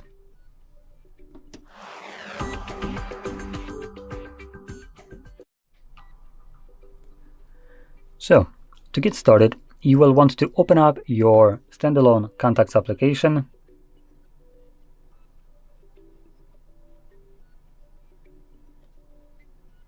There we go. It's in the Google folder. Now, if you open it up for the first time, you'll get this BS pop-up, allow contacts to send you notifications. There is no reason why contacts application specific, should ever be sending you notifications. It's a freaking application to store contacts and edit them. It shouldn't be sending you notifications. So we're gonna select don't allow. So fix up your contacts. Now you might not get this, but I for some reason have get rid of duplicate to keep your contacts useful. Even if they are duplicate, I'm pretty sure they're still freaking useful, but whatever. It's Google. So there's going to be a lot of shady shit happening right here in this application, contacts specifically, which I'm going to kind of talk about while I go about it. But let's first jump into the Organize tab. And in here, we're going to scroll down to the very bottom to Manage SIM. Now, here's the first shady shit that is happening, which is choose where to save contacts. Now you can see we have one option visible, device in Google. I do have a Google account signed in, so this does show up. If you didn't have a Google account signed in, then actually you wouldn't have this pop-up visible. You wouldn't have this option. You would have basically nothing to choose from, as the device would only save to the device itself. Now, my first problem right here is the fact that this bullshit piece of trash shows up with the only option visible being device in Google. Well, how inconvenient that you're gonna be giving me option that you benefit from, as in Google. Because by importing contacts to Google, you're basically doxing whoever contact you're uploading to Google. You're basically giving someone else's information without their permission. And Google doesn't give two shits about the fact that that person never consented to this. They're gonna just hoover it up because you uploaded it. So it's fine. We absolve ourselves of all responsibility what other people's do. What a fucking fantastic way to just do business, right? And obviously, it can be sure as shit this will be used to train AI models and just hoover up all that information. Now, the reason I have such a fucking problem with this little pop-up right here is because there is enough fucking space right here on this screen, like 3 times more space for this single fucking option. This single option that was hidden behind almost didn't take any more fucking space on the screen. Here you go, you fucking trash. I fucking hate Google for this. There's no reason this should ever be even happening. This dog shit shouldn't be hidden. Actually, this is the good option. This dog shit should be hidden. So, now that we kind of get where Google is coming from, which is a blatant violation of any kind of consent. Go figure, Silicon Valley asking for consent, right? That would have been a thing. We wouldn't have Epstein. Anyway, so in here, we're going to select the device, obviously, because go screw yourself, Google. And the reason I strongly urge you to do the same thing is because, let's be honest, the benefit of your contacts showing up on other devices is not such a big freaking whoop. It ain't magic. You can do other things to have these contacts show up on other devices, which don't include whoever's contacts you're uploading basically being doxed, or maybe not doxed, but basically giving away their personal information without their consent, because that's what would be happening. So I do want to point out that no matter what I upload right here, these contacts that you can see right here are the ones that come with a SIM card. These are not real contacts, really. These are things like your how much your account has, like the as pay as you go kind of check. Your number and call me, as in call myself, basically. So nothing really special right here. Now, when you select one of these options from here, or multiple, there could be more. If you have, obviously, additional Google accounts, they will show up as, obviously, only the device is hidden. Any other option that includes Google Store or cloud storage isn't hidden. It's just a device. How fucking graceful of them, right? So any other option that you select will also change how these contacts appear right here. So if, for instance, I have these contacts already on the device itself, it would automatically grade them out. And just to show this, just do something like that. I'm going to deselect one of these contacts, select import. Oh, great. There is another bullshit happening from Google right here. I do want to point that out too. Remove copies from SIM. Excuse me, what? Why the hell would I be doing that? Let's read the message. To clean up your SIM, remove copies of imported contacts. Contacts that aren't imported won't be affected. Well, great. You still haven't told me why the shit would I be deleting them? What's the purpose? Because the clean up your SIM is an absolute bullshit excuse. It's like, I don't even know what to compare it to. SIM storage on a SIM card is literally designed to do one thing only, which is store the fucking contacts on there. There is no reason for you to clear it. Just because you're importing these contacts, that doesn't really mean that you should be clearing that, right? It's a hard backup on a physical storage. Yeah, you're going to be keeping those contacts. And another thing that you're going to experience once you import contacts, it's not going to show up now, so let me just force this to happen.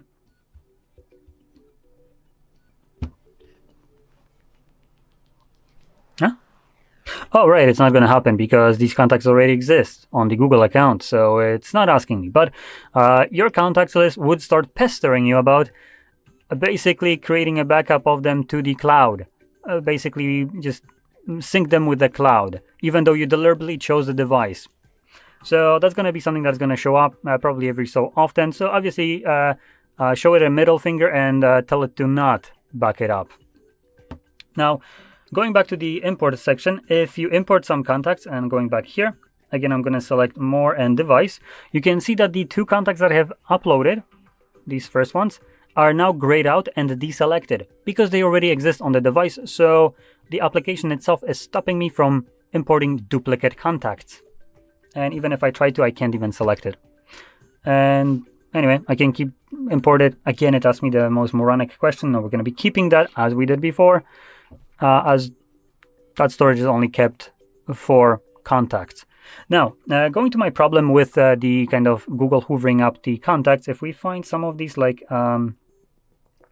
let's see, this one. So these are the ones that I have imported. At least one of them is. So I'm going to click on this one. And I'm going to click on edit, and it asks me where I want to edit it from. Now we have it also on Google account. That's not where I imported it. These contacts already exist on Google account as well, but that's from like before's videos, right? So we're going to select the one that I have imported, which is this one right here, device. If we click on it, you can see that by editing it, we can add a lot of freaking information right here. And the same option apply to the ones that are stored on the Google side. So if you sync them to the Google cloud, all this information basically Google now has. And this would include things like photos, the small one plus the entire screen one. We have the first name, middle name, last name, company name, phone number, and you can have multiple phone numbers for like work, home, office, mobile, and so on. Labels, notes, just custom notes. Then more personal information like emails, birthdays, addresses, and other. That is a shit load of information for Google to obtain without ever needing the permission of the person that this information belongs to. So that's why I'm telling you to basically import it to the phone itself. Disregard this cloud just because the person never consented to that, let's be honest. And if you ever need to move your contacts over to another device, so you have basically a copy, what you can do is create a VCF file as a backup, which will contain all these information that is listed right here. It's a very small sized file. You can literally email it to yourself if you want to. Open up on another device and single click, import these contacts, and voila, you're good to go. The only difference is if you make any kind of changes to these contacts here, those changes won't appear on the other devices. It's not interconnected. It's just you imported them, but changes, you'd have to re-import them. But still, it's something that I personally prefer to do just because, let's be honest, nowadays corporations aren't necessarily in your best interest, and I find the pushing of data gathering to be getting completely out of hand. So this is kind of like just trying to have a little bit of control over this. And there's much more aggressive steps that you can take for that if you are really into it. But obviously, this was just a longer version of importing contacts and a little bit of some info about it as well. So anyway, I hope you found this very helpful. And if you did, don't forget to hit like, subscribe, and thanks for watching. Welcome. In front of me is a Redmi Note 15, and today I will show you how you can record a screen on this phone.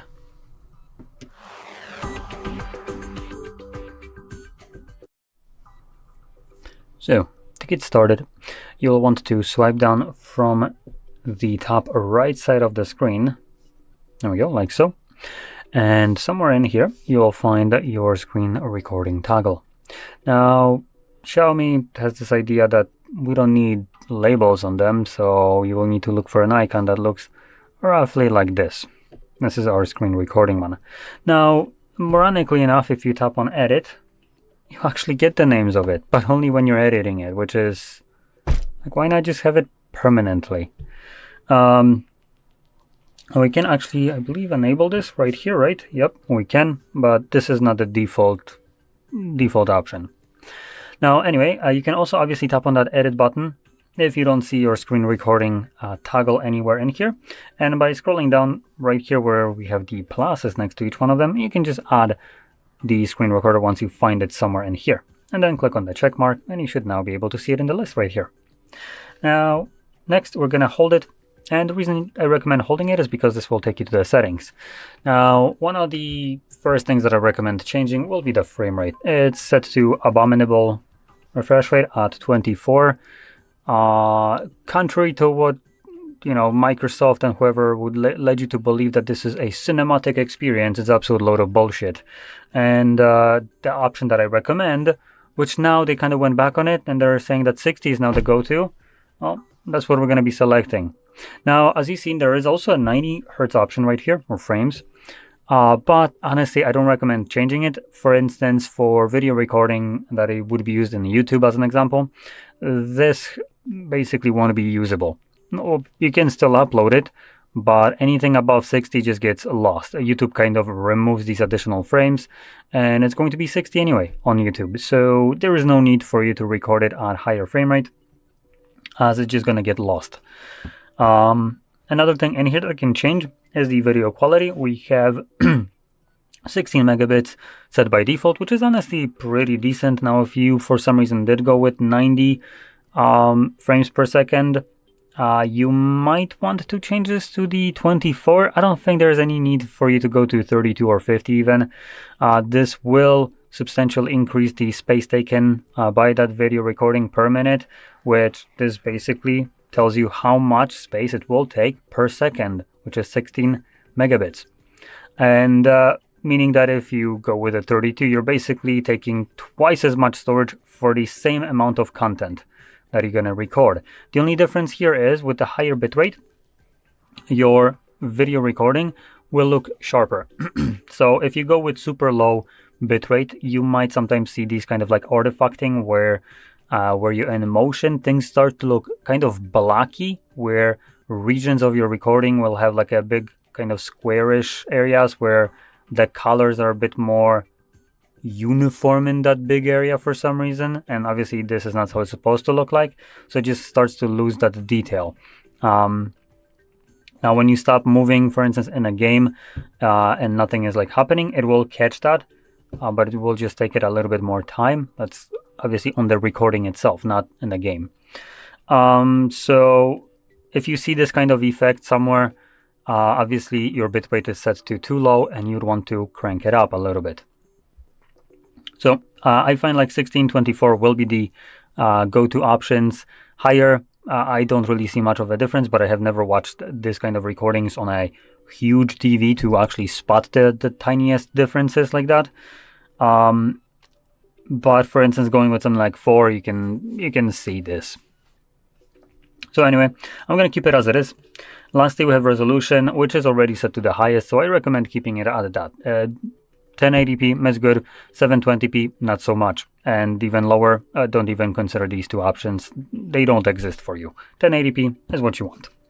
So lastly, we'll take a look at the sound source, and here we have 3 options. So we have none, well, technically 4, but options as in ones that actually do something. A microphone, system, or both. So you can record only the microphone or whatever noise the phone makes itself, or both. When you're using both, I would recommend using headphones with this, as your phone might have this, well, the recording itself might have this unwanted echo effect, where when you record, it will use the microphone to try to listen to you, but for, the reasons that you're also playing whatever it is through speakers, microphone might pick up that whatever is coming from speakers, while it already recorded that sound internally.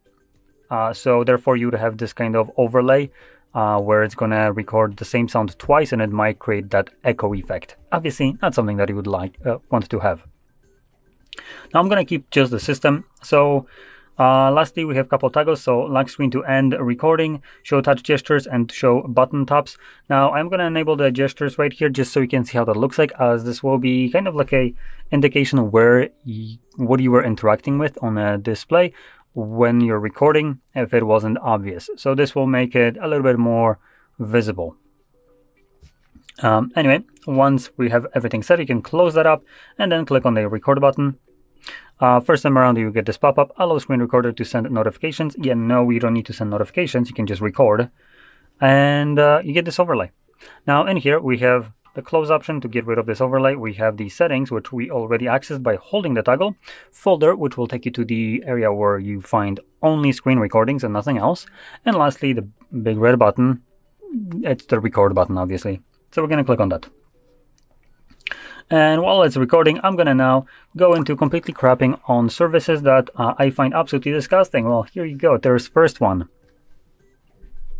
Pay attention to what is visible right now on my phone.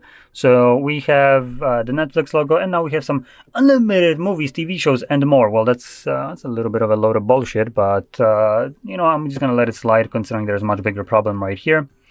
Also, you can see this kind of dot following my finger. This when I'm moving, it's like weird dot right there. That's the input. Pay attention that it's visible right now. I'm going to close this. And just to show you how this is supposed to look like, this will make sense in a second, we're going to open up booking.com. And decline. Not now. Or whatever, it's open anyway.